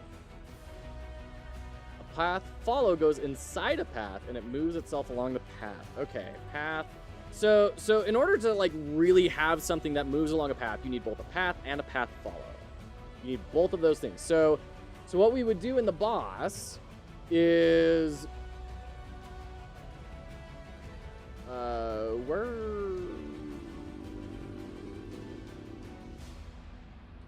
do I need to save it? Oh, pass. There we go. So instead of being a path 2D, it needs to be a path follow 2D. And then we do path follow. Hey, French Peacock, good to see ya. How you doing over on YouTube? I'm confident that I'll get that open world project done. Really? I know you were feeling kind of intimidated by it for a little bit. GDD is already nice. Very cool. How was your experience building a GDD? We have some avowed anti-GDD folks in the stream. Stressful, yes, but got crazy ready. Nice. Is that useful? That's an automatic path follow extension. Zaft. Oh my gosh. Alter Ego, thank you for the follow. Appreciate you. You are building stuff and pushing it out left and right. Path auto follow. That's right. There's the whole like progress ratio thing. Oh, now this is coming back to me. That this is how far along the loop it is. That's right. That's right. 7 Days to Die was confident that they will finish their sandbox and then switch to an RPG. All my jams are open source. There you go. There you go. Use your template. Which template did you use, Incredible? Are you talking about the one that Zaf just put up in the Discord about their like Godot project? No, you're in Unity. You wouldn't have been using it. Which template are you using? I can't be helped. Oh shoot. Okay, tell you what, we've got just like a few minutes until ads. I'm gonna run the ads right now because I have got to go take a bio break. I'll be right back. We're gonna keep on working on this path nonsense. We'll be right back.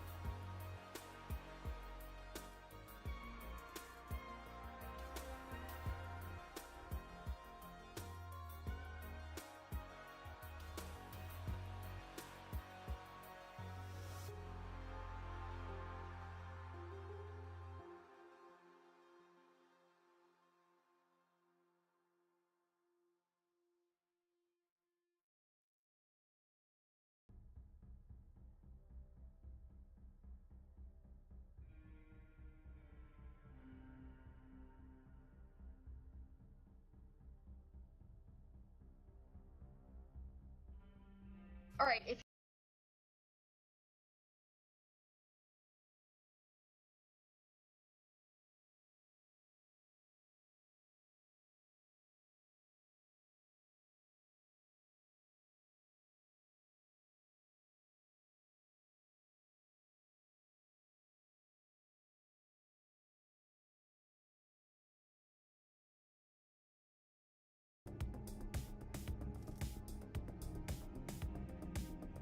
Welcome back. Good to see ya. The jam template. Oh, my heavens. Well, I'm so glad that it was helpful in some way. Yeah, that jam template, I think I need to do some good work on pinning it or pruning it down to more of the core essentials, and then build another jam template that's way more expansive and say like, hey, instead of having a jam template or a GDD template, say, here's a bunch of tools that you can bring into your own, like instead of templating out the entire thing, template out what a bunch of different types of descriptions might look like. Because I know Progs is a big fan of the like incentive behavior challenge or incentive challenge reward or something like that loop for their game loop. And I'd like to get just a bunch of those documented out and say, you can use any of these, take what you want and put it into your thing for a more detailed GDD. So I'm glad that the jam one is helpful though. That's great. Thank you for letting me know that actually. If you have any feedback on it, I'd love to hear it. Zulta, I am planning on joining the Brackies game jam. I would like to do it with a team.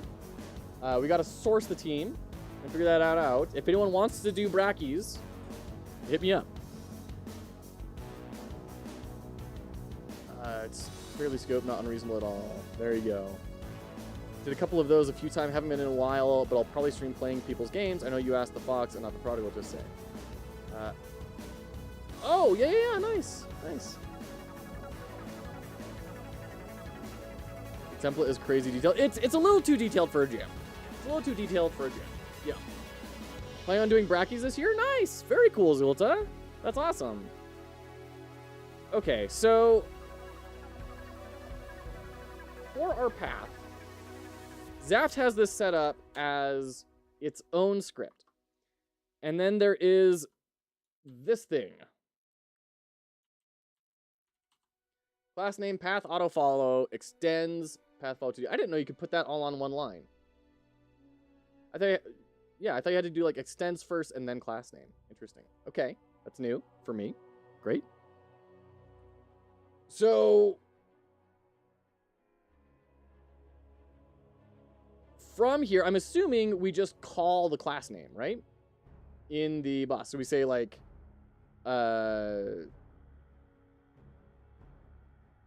in process, we'll have to do something like if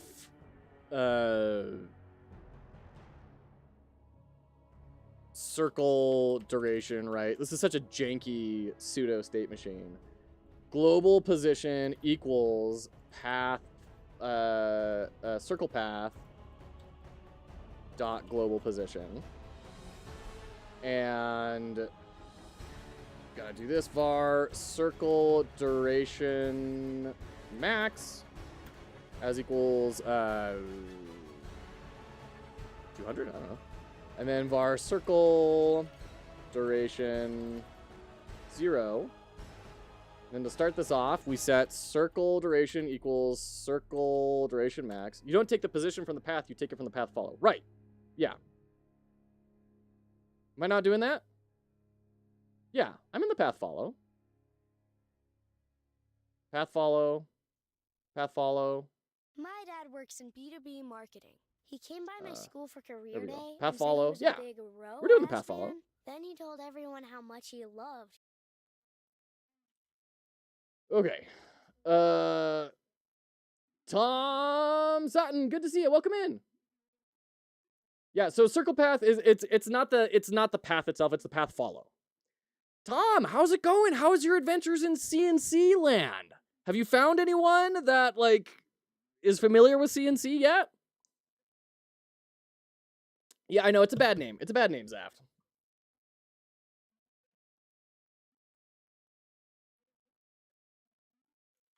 Path follow. Listen, the more that I like add things to a name to make them more clear, I get people yelling at me how long they are. And if I make them long and clear, then people, right, they tell me that they're too long. And if I don't make them long and clear, then people say it's not clear enough. So I think everyone's just grumpy. I think everyone just needs to go, get a donut, go cuddle down in a nest of books, take care of yourself, find a good book, find a new game you're very excited about trying, light some candles. My names are entire sentences. Nice. I basically only use abbreviations. That would be hilarious. This is my variable CPF.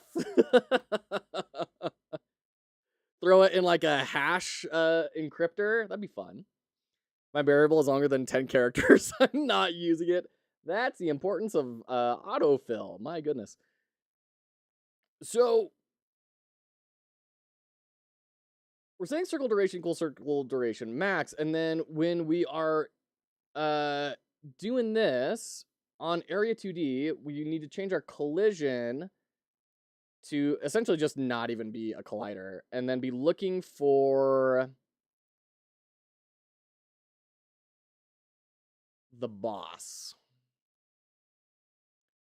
So we need to add a new one, which is, I think we're using 5 for something, so we're gonna just do this one. You're gonna look for 6, and then the boss needs to be on 6 as well. 6. Okay. Takes too long to write it. Yeah, I have legit PTSD from old databases that only allow table names with 10 characters long, and you ended up with MPS CTF tab. Autofill sucks because I'll type the first half of it, whack enter, then just add a line break.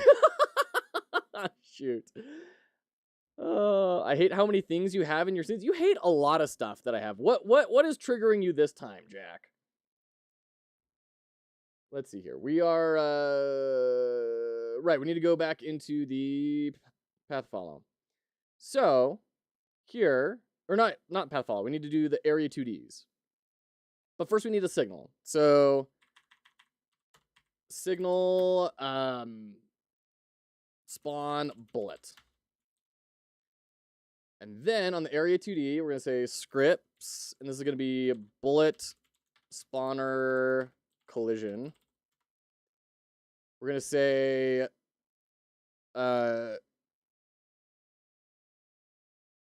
body entered dot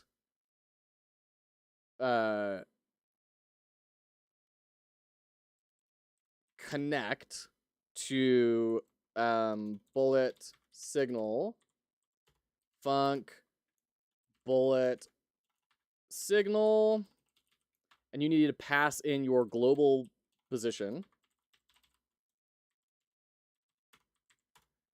And then signal bus dot create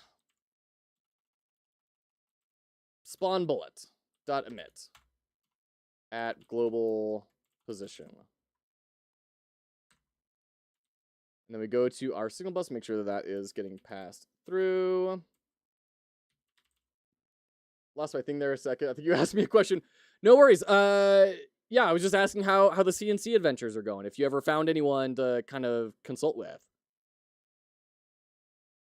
Every single platform, every single one. What's the problem?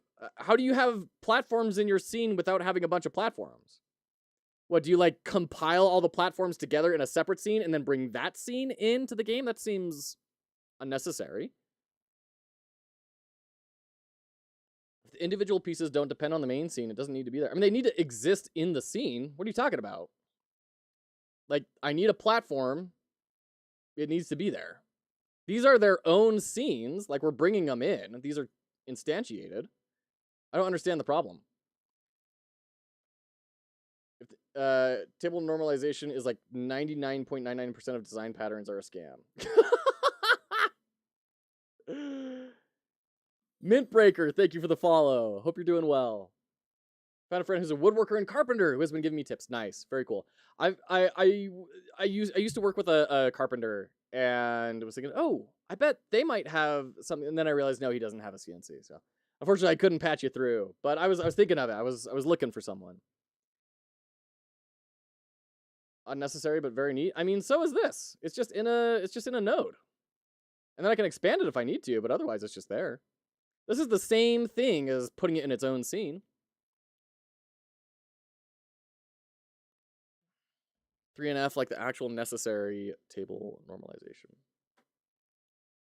Okay. All right. So now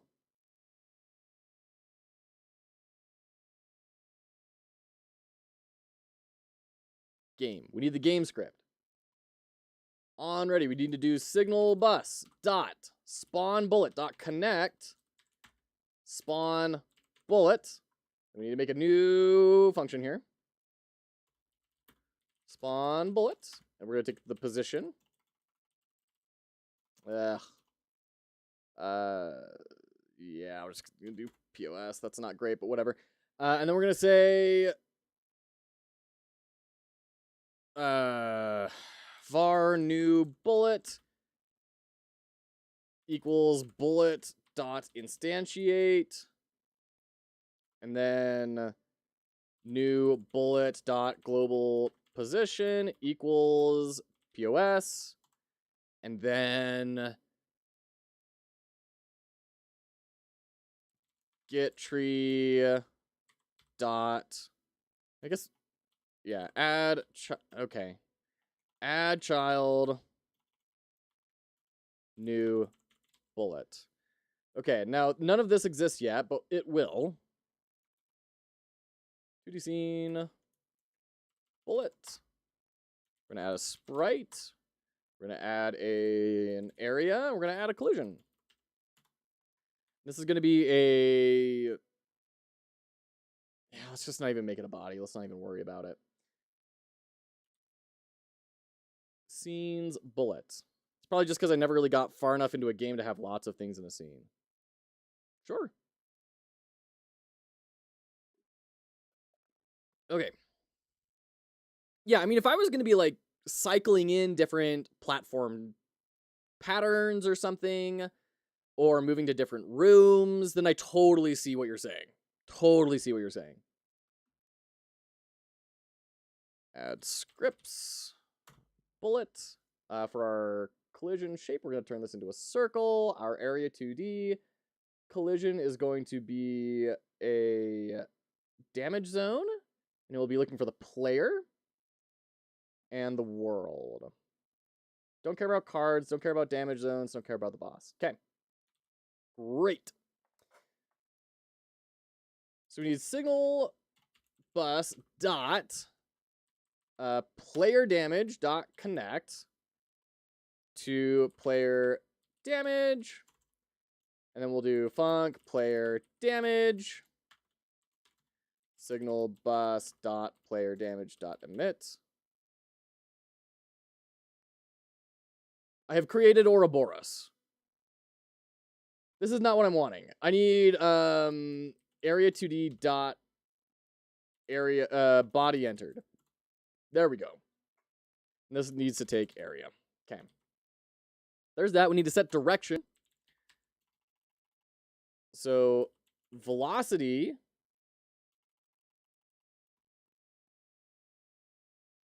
doesn't exist.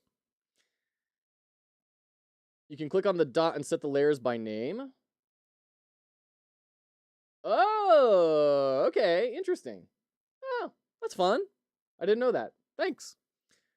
Trying to resist the urge to distract the fox from getting his game done in time for the jammies, but it's right there. What's right there? What's right there? All right. It's been a while since someone done a dog redeem. Give me 1 second.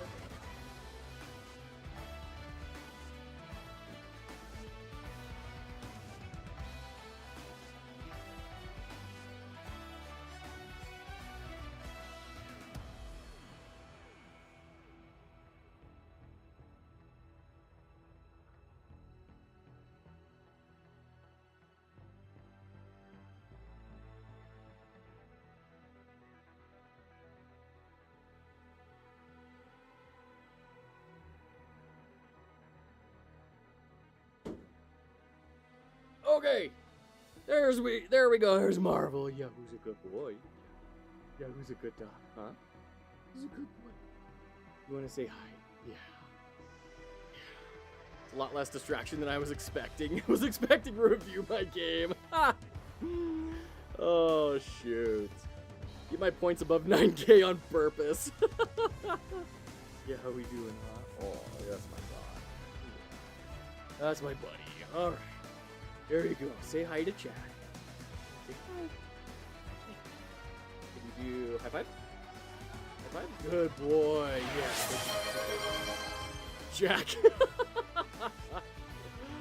All right, Jack. We're gonna kick that back to you. We're in the Marvel universe. Yes. What's his superpower? Being long and annoying. Yeah, huh?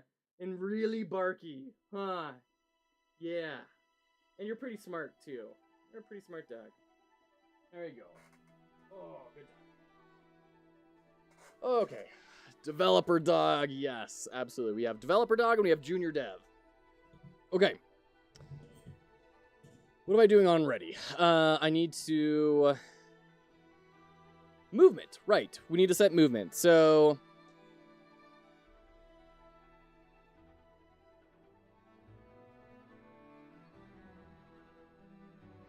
We're going to say var direction as equals. Oh. How do we get the player's position here? Because we're going to be creating it. I guess we can say var player equals as a character body 2D. And then direction equals player.global position minus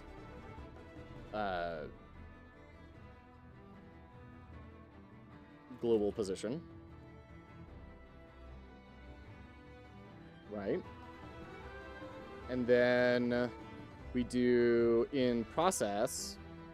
Isn't there like a move toward from global position to direction? And then delta 1.0 would be float. What is vector 2? So we need to do that like that. And then dot y. Argument 1 should be float, right? Yeah. Dot x dot y. All right. This feels a little bit janky, but maybe it will work. And then when we spawn stuff in our bullet spawner, or in the game, so let's grab our bullet here. There we go, and that's gonna fix that. There we go. And then we say new bullet dot player equals player. So let's see what happens if we do spawn bullet. I'll let you figure out the problem with this.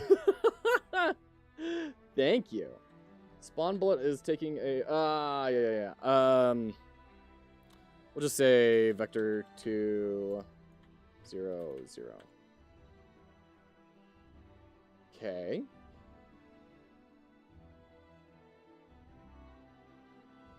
So is it that player isn't being set yet? So direction as a vector 2. And then direction. This is we've run into this problem before, like where it does things in an order that I don't necessarily expect. Gonna let Zeph talk to you like that? Oh, it is far from the worst that I've experienced here. Hey, it's running. That's good. That's good. Everybody put your Capri Sun pouches up to the screen. 50 and DJ 50. Sweet with the Ox, coming to you live from the front seat. So there's the Everybody bullet. Everybody go It crazy. doesn't seem to be moving. We go, go, go, go. Oh, that's right. I seem to remember. Seatbelts on, please. We're in a car. Mom, don't kill my vibe. I am the vibe. Road trip with Capri Sun, it's gonna be epic. Click to get yours. I'm gymnast Livy Dunn, and ProPlan Sport fuels my dog. Yeah, I mean, Knowing move she toward has is the probably not the strength right and thing, stamina right? her Probably body just needs, do I am confident. global We can position go dot 5 minutes. X. We can take that extra lap. And with the elite nutrition of Global ProPlan position Sport, we'll do equals it together. Watch our full story at ProPlansport.com and find out how you can No, share that's not yours. gonna work. What am I doing? What am I doing? That's Move the toward is sound very of high on my list of unstoppable poorly scent named that goes into things. your washing machine and giving your clothes freshness that lasts all day long. There it is I mean, again. It's like music to your ears. Or moves more like from music toward to to. your Oh, ears. that's but it moves a. Freshness But if we're moving the position, Unstoppable's bottle shake. I seem to remember having a problem with this before when I've tried it. Nice. With Downy Unstoppable, you just Just do toss, position wash, equals that stuff. wow, for all-day freshness. Why doesn't move toward do this? Because theoretically, it moves like our current position of the bullet of 50-50 to direction.x, which is something on the field, and moves towards that by 1. Should that not make that change?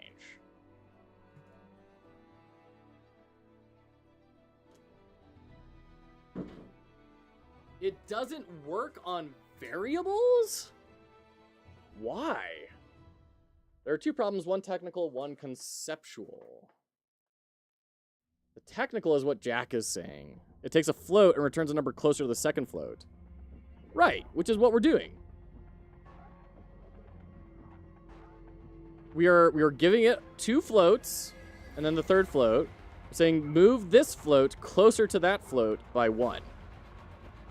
I mean, that seems like we're still hitting the description here. I believe you. I'm not trying to argue that that is not the case. I'm trying to understand. It doesn't change the float. So it doesn't change the... Okay, so this is not a modification of this. It is going to take these parameters and return a new number. Is that right? It isn't a function that changes stuff. It's a calculating function. Okay, that's deeply confusing. Okay, great. Yeah, no, I understand your statements, then, Zaft. Okay, so like if we did this, we could say like variable new x equals this, and then set global position dot x to new x, right? That is a way you could leverage it if you wanted. Do you want what would be the correct line using move toward? Because the concept is still wrong. Do you want what would be the correct line using move toward?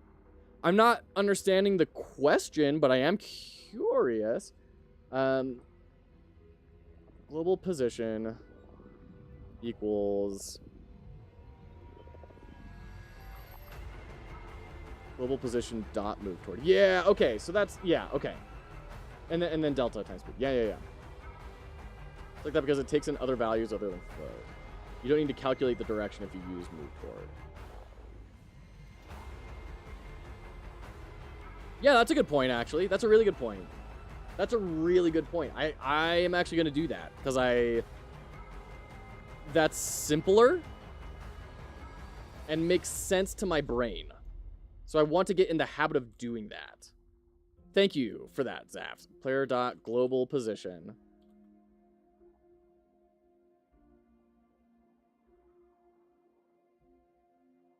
Oh, and when you do dot move toward, it is taking this as the first thing. Okay. Also a little confusing, but I understand it.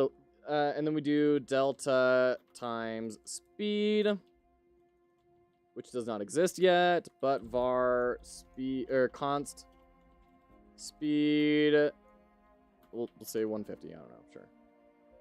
And then we could ditch these. And then we can ditch this. We can get rid of direction, which simplifies things. That's nice. I like that. Okay, thank you for that. Aha!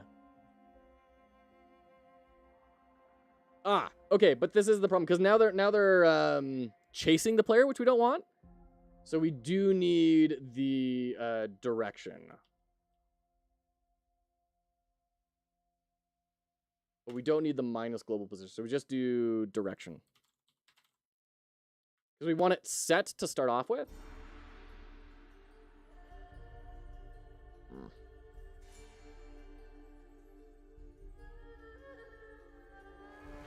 Are you freaking out? Oh, okay. Yeah, there we go. That's doing what we want it to do. Cool. Great.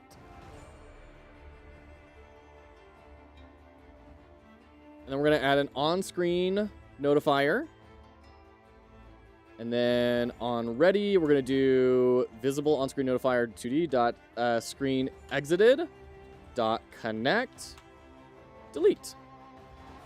Func delete. And then we'll just do queue free.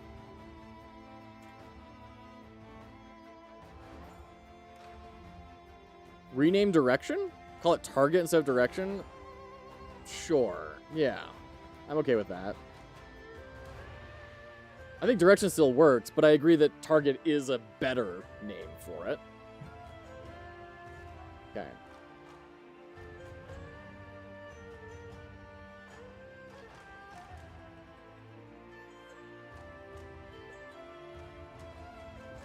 Weird. The target. Okay.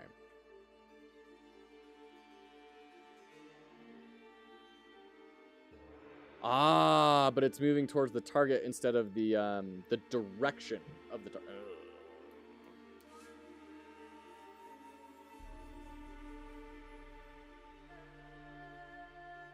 So this visible on-screen notifier is never going to happen. So do I want the bullets going off the screen and then deleting themselves? Or do I want them going to where the player was and then, like, detonating? Coding because I always struggle coming up with words to describe what I'm doing. Like, I need a third synonym to describe something that I have no clue what it is. That makes perfect sense to me, Jack. Oh, shoot.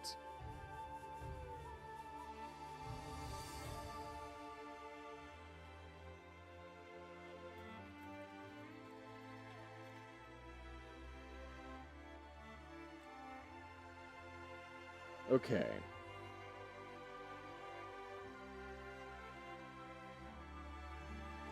Direction generally means a unity vector, like vector 2, 1, 0, vector 2, 0, 0.7, 0, 0.7. That only describes direction. It was meant to be multiplied by a scale, generally a speed.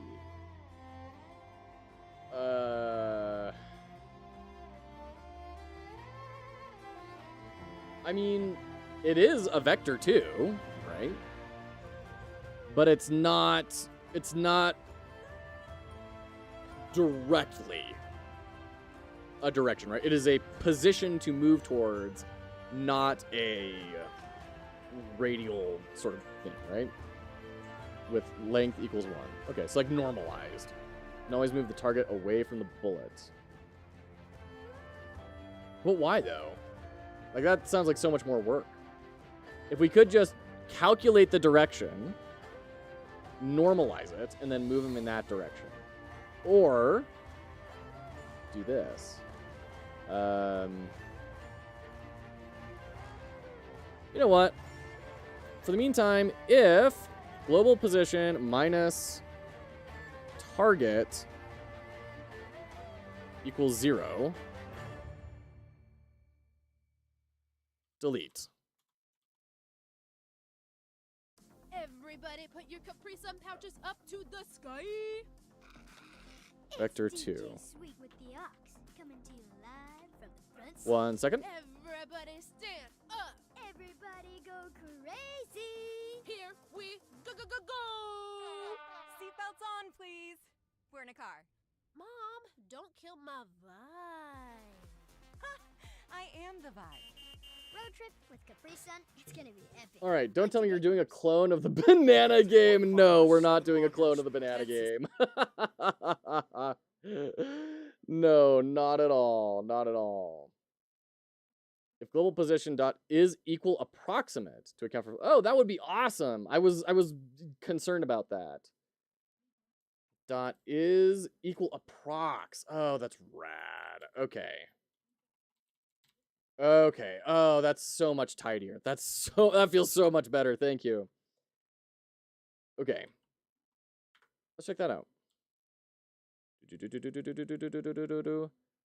Delete. I'm gonna call it. It would be nice to do add an explosion here. We'll deal with that later. What is Banana Jam? It is a game jam. It is a game jam. You can find it here. We've got about 3 days left. Okay, great. Dot is equal approximate. Yeah, that's awesome. That's so great. So what are things that we've been learning here? Is equal approximate. Set your global position equal to global position dot move toward. The difference between like calculating a direction that is normalized and moving something towards a target, right? So those are all things I'm learning here. Thank you. What's the idea? So the idea here is you are platforming and there is a memory game. You are trying to get these cards and match pairs together in order to deal damage to the boss, which is this little guy. The boss is going to be moving around, attacking you, trying to beat you up. While you're doing that, these cards will do things like deal damage to the boss or heal you. And you're just trying to beat him before you get beaten. That's it. And we are in ads, by the way. So we'll be right back.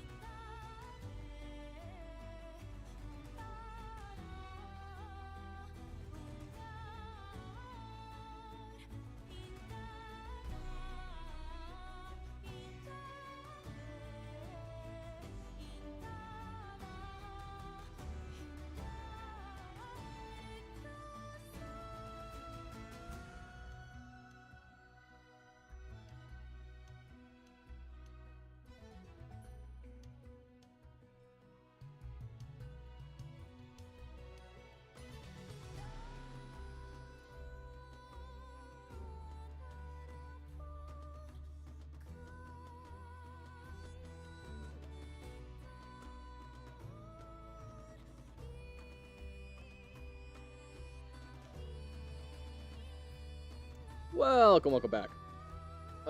Why is it purple? You can move towards making games.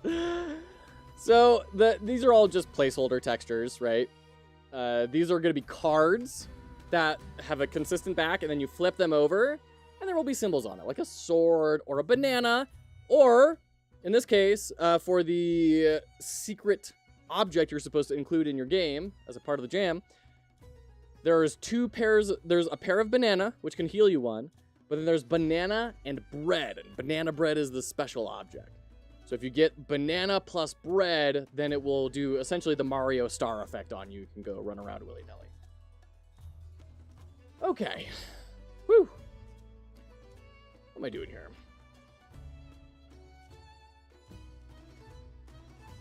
We need to do the, check the circling around.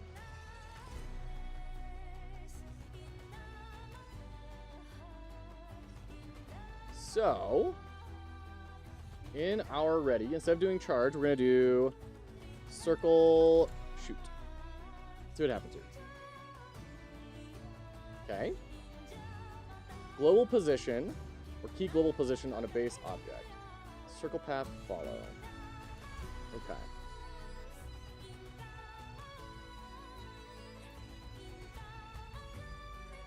Oh, right, because we haven't set it? Yeah, it got detached.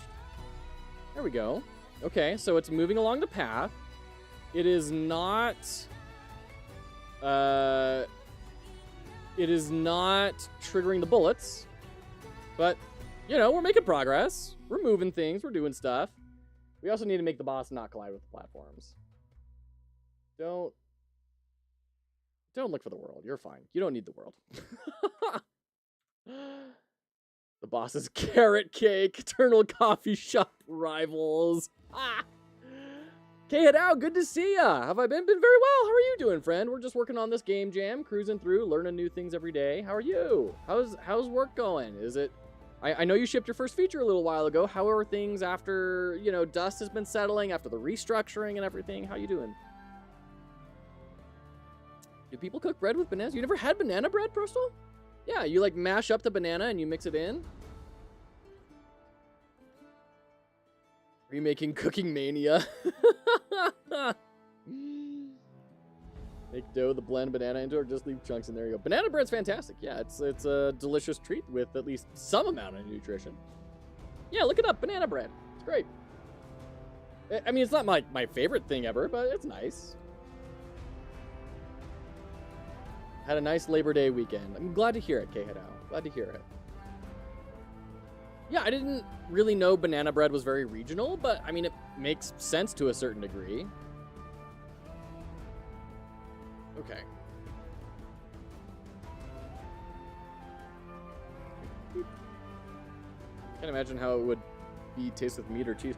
Well, you don't eat it with meat or cheese. You just like eat it raw, or you like toast it and like put some butter and honey on it or something, you know? Okay. So it is saying this doesn't exist yet. Oh no, we fixed that. Okay. Are we getting any errors when this thing is floating around? No. Okay.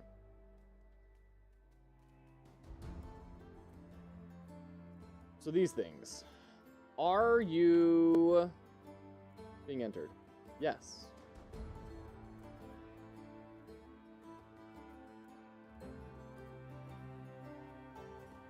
But only once. That's interesting. Okay.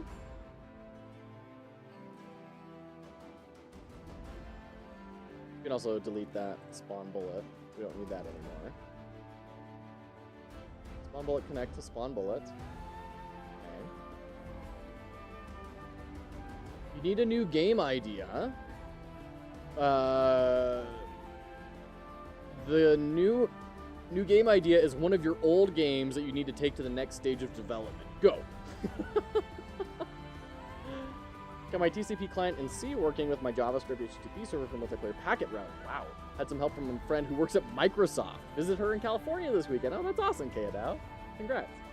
That sounds like a fun time. Okay. So why is this... I mean, first off, why is this happening? Second off, I'm realizing, oh snap, there's going to be a problem here. Make this turn on only when boss is doing the relevant move, right?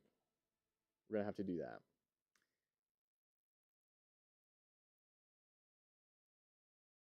Projects need a fresh pair of eyes on it. Yeah, that's how it goes a lot of the times, isn't it? You get so close to your production that you can't really see things very well.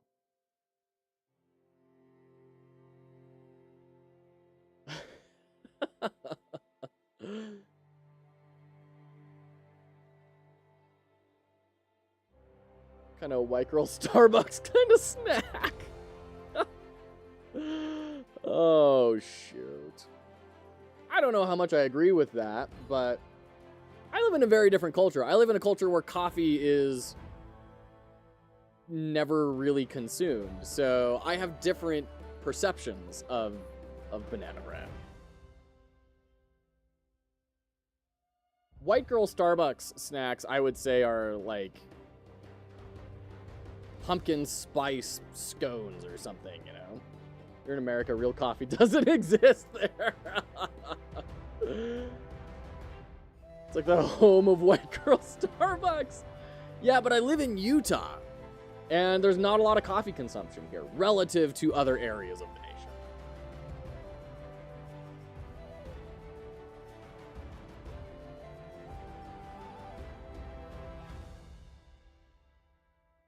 So this is weird because it's triggering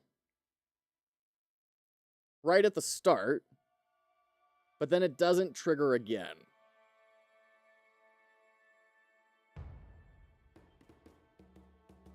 Which is very strange. We're going to call this bullet spawner.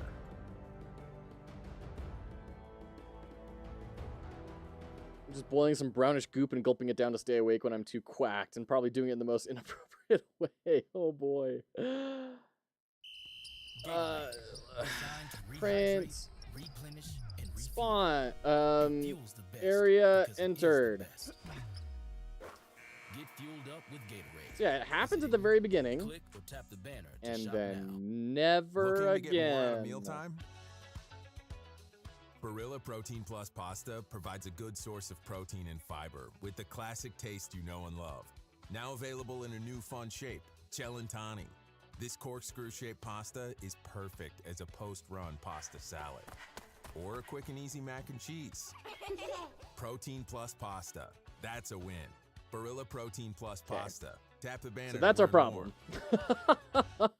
We're I won't let my delete moderate to this. severe plaque We're gonna make a psoriasis new symptoms scene. define me. We're gonna Emerge paste as this you. in. Tremfya, We're going to. provided 90% clear skin at I guess we 16 can weeks delete in that, 7 out put of that 10 in adults with there, moderate and to severe then plaque psoriasis in 2 clinical studies. Results may bullet vary. spawn location Serious is allergic reactions this. may occur. Tremfya may Delete, increase your and risk of then infection change type and to lower your marker. ability to fight them. Okay. Before treatment, your doctor should Bullet check you for spawn infections and location. Now in the tuberculosis. Tell your game, doctor if you have an infection or we symptoms add a of bullet infection, spawn including fever, location, sweats, chills, muscle aches, or cough. Tell your doctor and then we if you have a can vaccine or move it plan on to. top of the points Emerge for the as path. you. Tap this ad to learn more about Tremfya, including important safety Where are you? information. See Aha. our ad in Food and Wine magazine.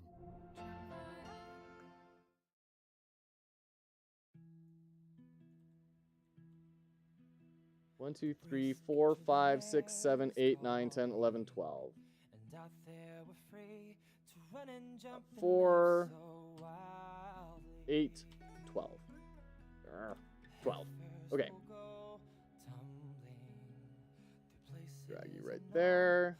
Drag you right there. Drag you right there. Drag you right there. Drag you right there.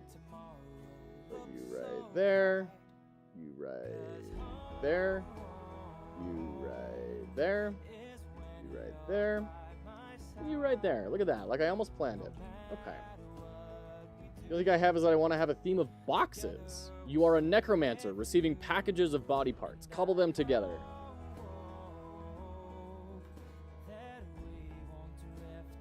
Found it in Latvia. There you go. What do you have the path if you're not using it? I am using it. What are you talking about?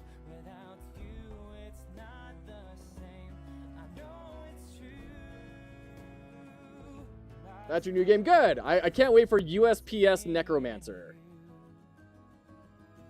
Okay, so we're definitely entering here. Method expected 0 arguments.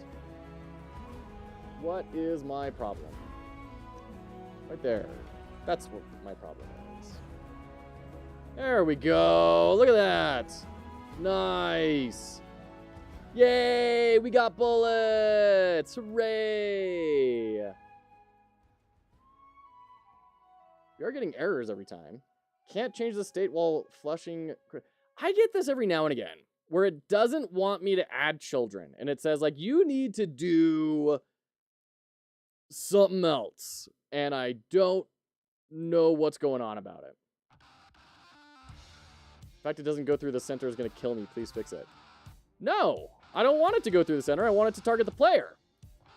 USPS Necromancer coming right up. Just dot call deferred? I looked this up before and I had to like do so much to get it call deferred block. Add child. So without the parentheses? Like that? That can't be right. There's no way. That makes no syntactical sense based on the patterns that have been previously established. There's no way that's accurate.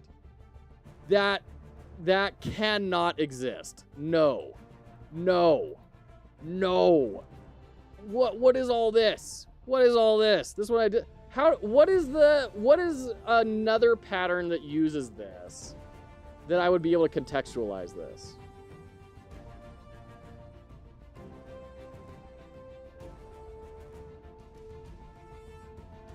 Moving one goes slightly under the bottom right one. The bottom right? I don't follow. Moving one goes slightly under the bottom right one. Moving one goes slightly under the bottom right. Oh, that these aren't centered? You're not even going to see those. These aren't even going to have, like, positions. You're never going to notice that. Every method is a callable. But then how do you know it's a method if it doesn't have, like, the parentheses? This is just a random bunch of letters. I'll know, I'll always know. Alright, bullets are not damaging the player. But we do have player damage set up, so what's going on here?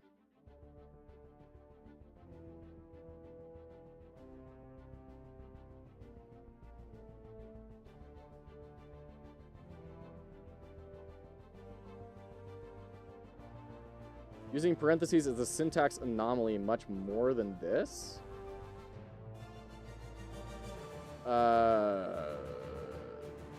Maybe that's because I have been doing different types of programming, but it definitely seems like 100% of the time I'm using parentheses. I've never used it this other way. You don't want to execute it, you just want it.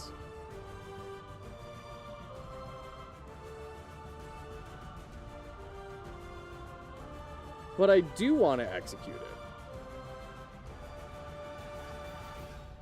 It's a very common syntax anomaly, but it's still a special case. But how does it know that that's just because it's created somewhere else, and so it is constantly on the lookout for this? Like it just becomes a variable name, essentially. It's a predefined thing. I guess that's a way to contextualize it for me. You only want the parentheses when you're executing the add child, but you're just getting something from add child. No, you're executing call deferred. But I'm executing add child, and I'm deferring its call.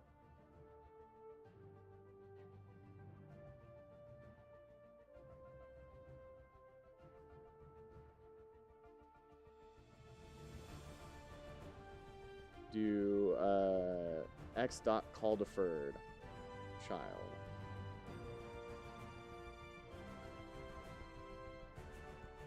That's even more confusing. What? I guess because x would be not equal to a string called add child. It would be equal to, like, it would recognize add child as that other thing, right? It's like setting one variable equal to, this is breaking my brain for some reason. Like, call deferred, like, what would have made sense to me is like saying add child, new bullet, and then defer the call. By doing it this way, we're saying call deferred is doing the same thing that add child does, but just deferred. Which seems really weird to me. It seems very strange that we're deferring the call, like we're doing the same thing that this does, just later. Like it feels like we're copying things. Like we have the same function happening in two different spaces. And the brackets would get the result of add child. You don't want the result, you want the function itself. But that's just because of the way that it's built, not necessarily because of the way it makes sense. That's a more functional programming concept where functions and methods are things you can assign to variables and manipulate. Sure.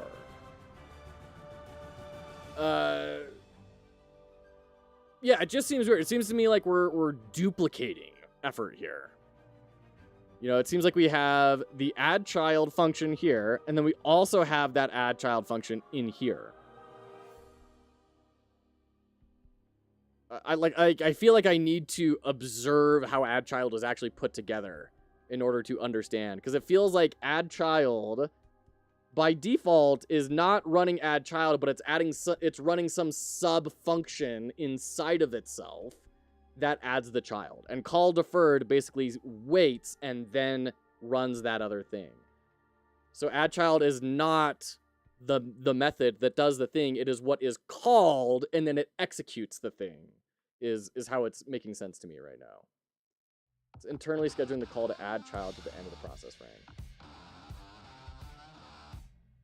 But if that were the case, new bullet syntactically, in my mind, shouldn't be here. It should be on add child. We should be saying, do this thing, but deferred. But the only way this is making sense to me is if this thing is not this thing. This thing is a word I use to get to that, right? Can see your logic? I mean, am I way off basis? Oh, God. Prodigal son, take notes. This is how you distract me. Like, we've got add child, right? And then it feels like inside of this, there is the, like, create a child function. And when you call add child by default, it calls this. But if you do call deferred, then this will say wait a bit and then do create a child, right? You can also do add child dot bind dot call deferred. What is dot bind? Tom. Oh man, your capacity to make jokes with a single emoji, it gets me every time. Like, this is the only way that it makes sense. Both of these things are children of add child, right? And add child just is some sort of parentage that will execute things as it needs to. Bind creates a curry. Shut up. What, are we talking like Masaman? What kind of curry? Another functional programming concept. Function without bound parameters. Function with bound parameters. This is getting very circular. What is bind? It's a bind. Okay. Great. We can actually get rid of this old scene. We don't need you anymore. Get out of here. I think I have heard the term curry before, but obviously I have no clue what it does.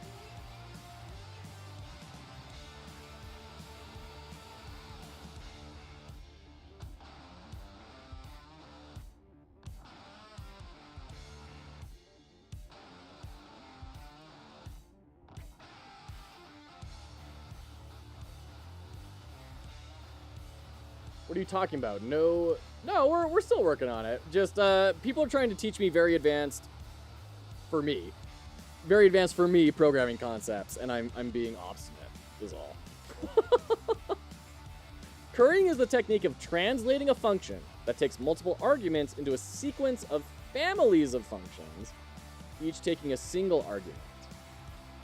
One begins with a function of f as x times y arrow z. That takes two arguments, one from x and one from y, and produces objects in z. The curried form of this function treats the first argument as a parameter so as to create a family of functions. Family is arranged so that for each object, x in x, there is exactly one function. Everybody put your Capri Sun pouches Like, I thought I was understanding and then immediately did not understand it anymore. If you've ever been washing dishes and your kids call you, you can immediately respond or defer responding until you dry your hands. Sure. This is very much non-trivial. Experienced programmers struggle with this type of stuff. Okay. Wiki is too mathematical. There's a code-based explanation. Wolfware dev. I am the vibe. Road trip with Capri Sun. Let's zoom in here so we can share with the class. You want to deliver the best retail experiences, but it's hard. Okay, I've seen references to curried functions in several articles and blogs, but I can't find a good explanation, or at least one that makes sense. Currying is when you break down a function that takes multiple arguments into a series of functions that each take only one argument. Right, that's what we just read. So in JavaScript, you have function add a, b, return a plus b. Add 3, 4. This is a function that takes two arguments, a and b, and returns their sum. we will now curry this function. So function add A, return function B, return A plus B. Why? I mean, this seems like a simple thing that you would never do.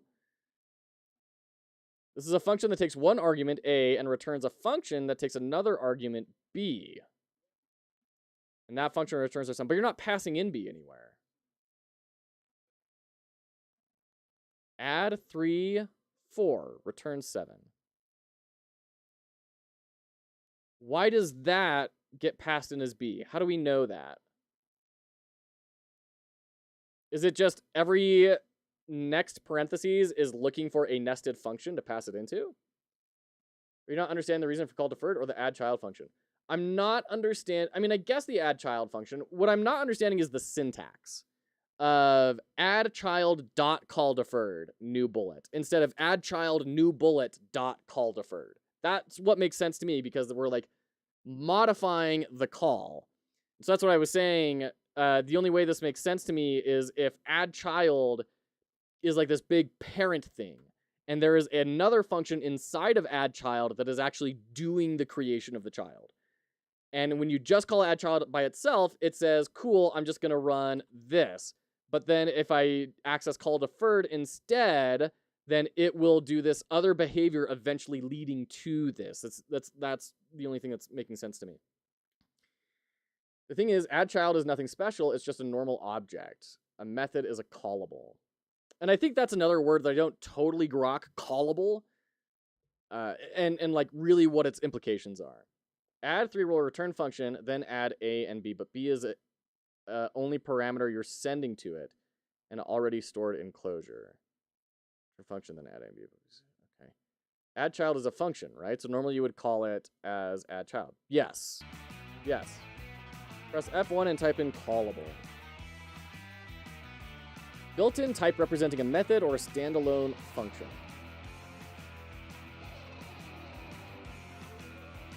Okay. Built-in variant type that represents a function can either be a method within an object instance or a custom callable used for different purposes. It can be stored in variables and passed to other functions. Most commonly used for signal callbacks.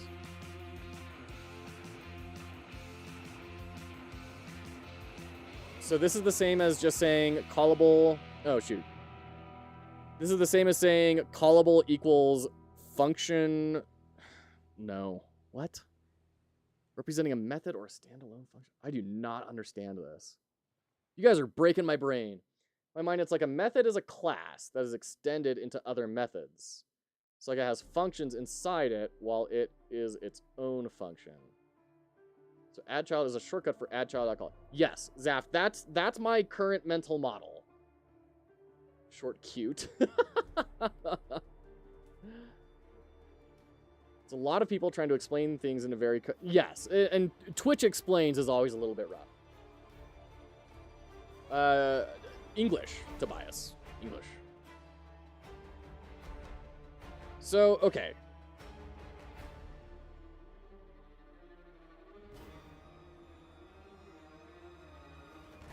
I'm assuming adding a second parentheses is just saying pass it on to the next function that is in there. That's I don't know why, but it seems like that's what it's trying to do. Good old American language, yeah. I mean, it's easiest for me to compare ideas to the language I program in most. Oh, programming language. Gotcha. GD script, I guess. I mean, this is the most development I've done in a really long time. I used to be in HTML, CSS, and JavaScript, but that was a long time ago. It was a long time ago. It was like over a decade ago. So, you know, that knowledge is more or less not useless, but outdated. First statement returns 7. Like the add 3, 4. That looks like a typo. The second statement defines a new function called add 3 that will add 3 to its argument. That is what some may call a closure. Defines a new function called add 3. This isn't a function, it's just a variable that's set to a function. The third statement uses add 3 operation to add 3 and then 4. Sure. I mean, this makes sense to me. If this makes sense, then this makes sense, right?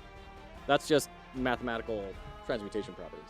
Second syntax in GD script specifically must be done with call instead of parentheses. That's why I say the parentheses is a syntactic anomaly. Think of functions as callables. So anything that you can write in the form some function is a callable. Add child equals... Sure, okay. But my question, Fortunes, is with the callables... Oh, I can't zoom in on this? Oh, that's dumb. Why is it called a callable instead of function or method? Is it because those two things can... Is it a squares and rectangles thing? Like, some of these... Both of these can be callables, but they are not equal to each other? Is that the reason? Do I know what a closure... I have no idea what a closure is, no. I mean, I'm familiar with, like, closing brackets and closing, you know, HTML tags. I'm not familiar with a closure in this context. Both of these things are always callables. A method is just a function inside a class. Right. Callable is a technical term, but for this context, it's easy to just say it's a blanket term to include both functions and methods. So, okay, I mean, I guess I can just accept that that is. My brain really likes to know the why, but maybe that's a little bit beyond me right now. But what is weird here is we're saying callable equals, this variable name equals callable. So we're saying this is a function? And if we're doing that, why are we not just saying func? Why are we doing this callable thing? Callable dot call. Okay, and there's the dot call, right? Okay. Look at the next example. Yeah, equals func, right? My lambda dot call. Hello, everyone. Could you also get rid of that dot call? Could you just say my lambda parentheses and do that? Button pressed dot connect. No. That's what I was kind of thinking because of, yeah, it's a little bit weird. Okay. Button pressed dot connect. Func print attack. But why are we, yeah. I need to see some better examples here because I'm just left thinking, wait, why are we doing this though? Like, I'm understanding that we can, but when on earth would you want to? It seems so complex for something that you could just make a function and then call that function. Like, why are we doing this whole lambda nonsense? So if you have a function, function A, return A plus 1, then A exists from blank to blank. Okay, sure. That's why I say the parentheses is a weird special case. Okay. Callables are like lambda functions in Python. Don't worry about them. We have ventured a little bit far and wide here. I mean, it's fascinating, and it's like, this is probably really good stuff for me to drill through and figure out, but treat it like a regular function.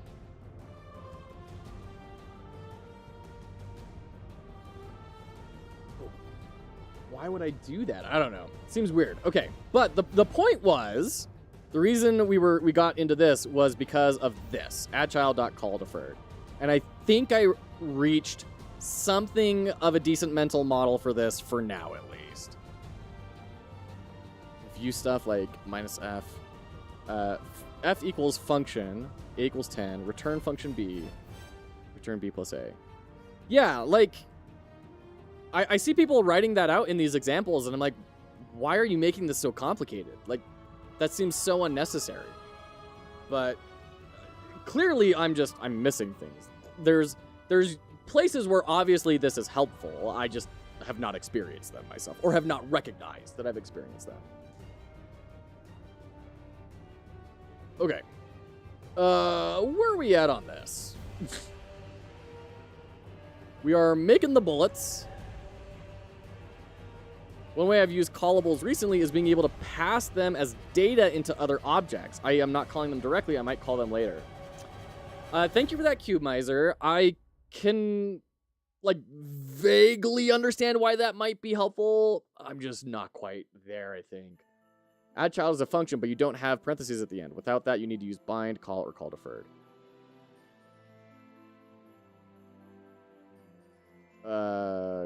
Sure. Currying is helpful for reducing code reuse, but it's niche, and you won't need it very often, if ever, in Godot.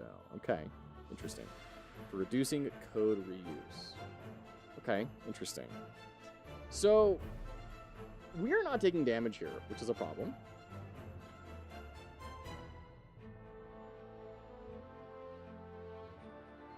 That's a problem. You're not even close to being in the same area. Body entered. Bullet, what are you looking for? You exist on 3, you're looking for... Oh! Okay, yeah, don't look for 4.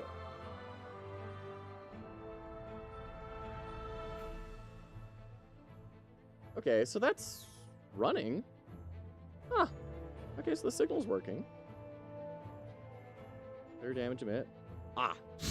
Duh.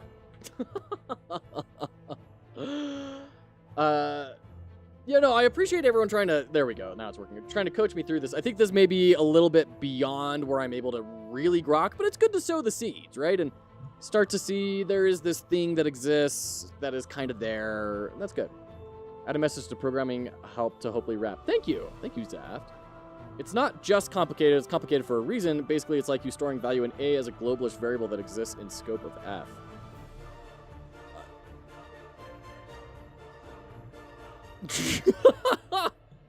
Once again, I'm sure there are good reasons for this. I'm not seeing them, but I'm sure that they exist. This is a shortcut for calling functions. You can imagine that this is the correct way of calling a function. Okay. You can alternatively decide to call later. Okay. Yeah, that actually is helpful. The syntax sugar makes sense because that is, in my experience, what I have done every single time pretty much that I need to do this. So it makes sense that there would be a shortcut for it. But it is a little bit weird when you're learning and then you have to take steps back and, like, tear down foundational knowledge in order to understand it, right? To understand these other concepts. If you ever catch on stream, remind me, I'll show you why it's useful. Cool. Thank you, Prosto. I'll try to do that. Okay. So that is circle shoot, but we also need circle shoot to... circle duration. Let's set this to 5. I want to make sure this is ending at some point.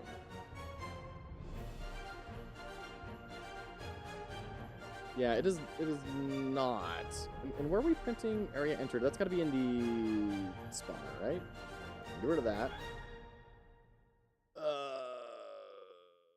In the boss, we want print. Looking to get more out of mealtime? Circle duration. Pasta provides a good source of protein and fiber. With F5, because we're not subtracting it. Of course we're not. Circle duration minus equals this corkscrew-shaped pasta is perfect 60 times delta. Or a quick and easy mac and cheese. Protein plus pasta. There we go. That's a win.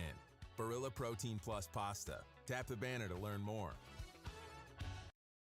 Ever dream of a 3-row SUV where everything for every passenger? All right, so let's do just 2,000. Right. See how many rotations this All-new is. Infiniti QX80 with available Catch on, maybe features not like correct words. biometric No worries, no worries. I appreciate it. And thank you to everyone for coming in and trying to coach me through this. We're getting into big boy programming terms now. That's exciting. That's exciting to me. Available features. Individual audio cannot buffer all interior sound. See owner's manual for details. How far is this gonna go? After you work out, you can feel like warm. 200 stopped like around here. So I'm kind of surprised that we're still going. Okay, there we go. To help hydrate. Okay. It's the nutrition your body needs to rise to a whole new level of Rad. recovery. So there's circle shoot all done. Look at that. We built 2 boss actions today. Next up is the lasers.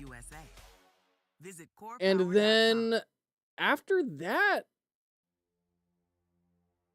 I think we're going to be done with phase 1 of the boss.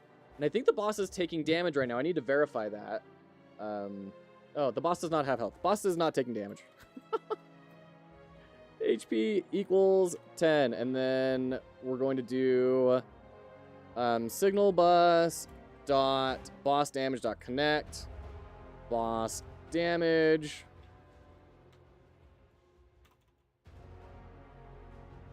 func boss damage HP minus equals 1 if HP is less than equal to 0. Q not Q redraw. What are you doing? Q free.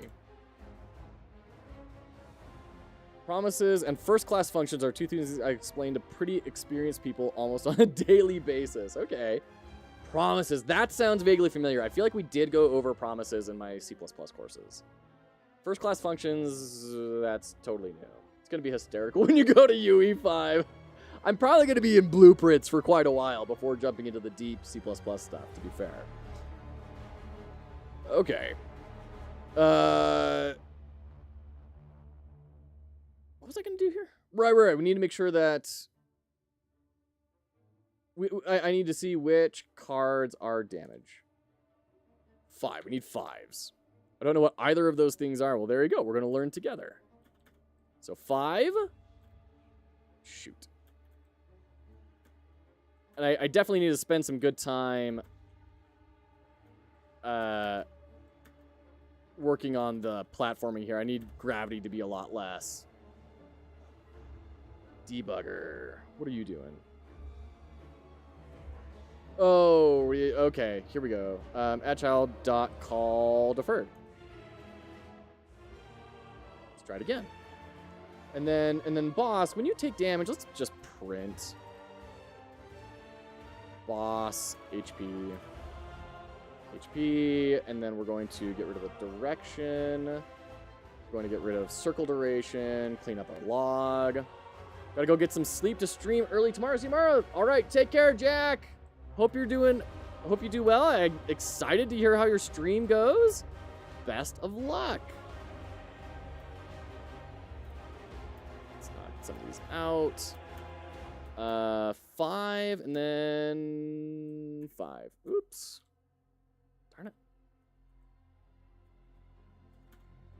5. Boss HP 9. I think that means we're working.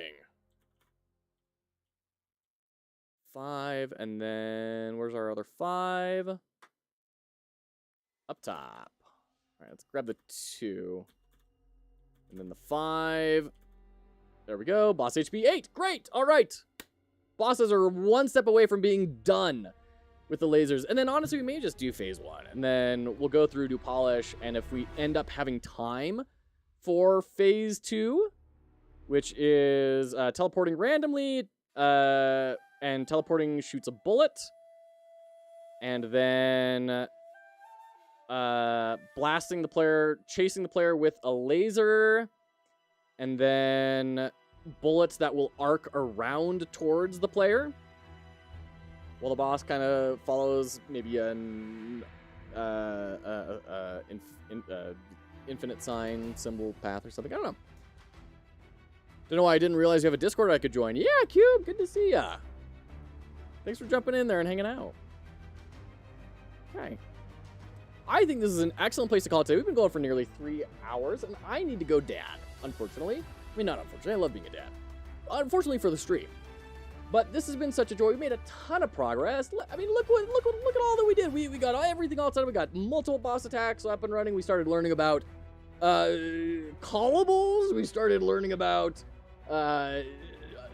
stuff I don't even remember. We learned about how move toward is supposed to function, and vectoring, and is equal approximate. Oh my gosh, that's huge. All sorts of cool stuff. This was great. What a wonderful time. Thank you so much, Cube Miser, Jack, Fortunes, Zaft, Prosto, Tobias, Prosto, Fortune's favorite. Who else? Goodness gracious, scrolling up. You guys talk a lot. Wolf Weredev, thank you for that resource. Tom, always great to have you here. Who else has all been here? K Hadao? Hope work keeps on going well. By the way, good luck on your project that you're working on. And Prodigal Son, of course. And Zoltakulu. Okay, I think I got everyone. Thank you so much for hanging out, everyone. You're all fantastic. Deeply appreciate you. I hope something in here has been helpful for you as well, even if it's just encouragement. You've got this. We're going to go ahead and raid out. Let's go ahead and raid to...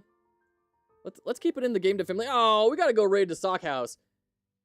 Sockhouse has not been streaming for a very long time. They are building the fantastic game Barricade. I've covered it on the channel multiple times. We're going to go hang out with Sockhouse as he is supposedly finishing Barricade today. Definitely want to be there for that. Don't go anywhere. Let's go hang out with Sockhouse. Thank you so much for hanging out. As a reminder, foxhollowgames is a charitable enterprise helping people enter the games industry. We do game jams a lot, share knowledge. We've got all sorts of things in the works. We have our game jam coming up soon in November. All sorts of stuff. Like, follow, subscribe, whatever platform you're on. Thank you for hanging out, and we'll see you tomorrow with Enshrouded and another game analysis game. Crap, I can't remember whose it was. We're going to get to it, though. We'll see you there.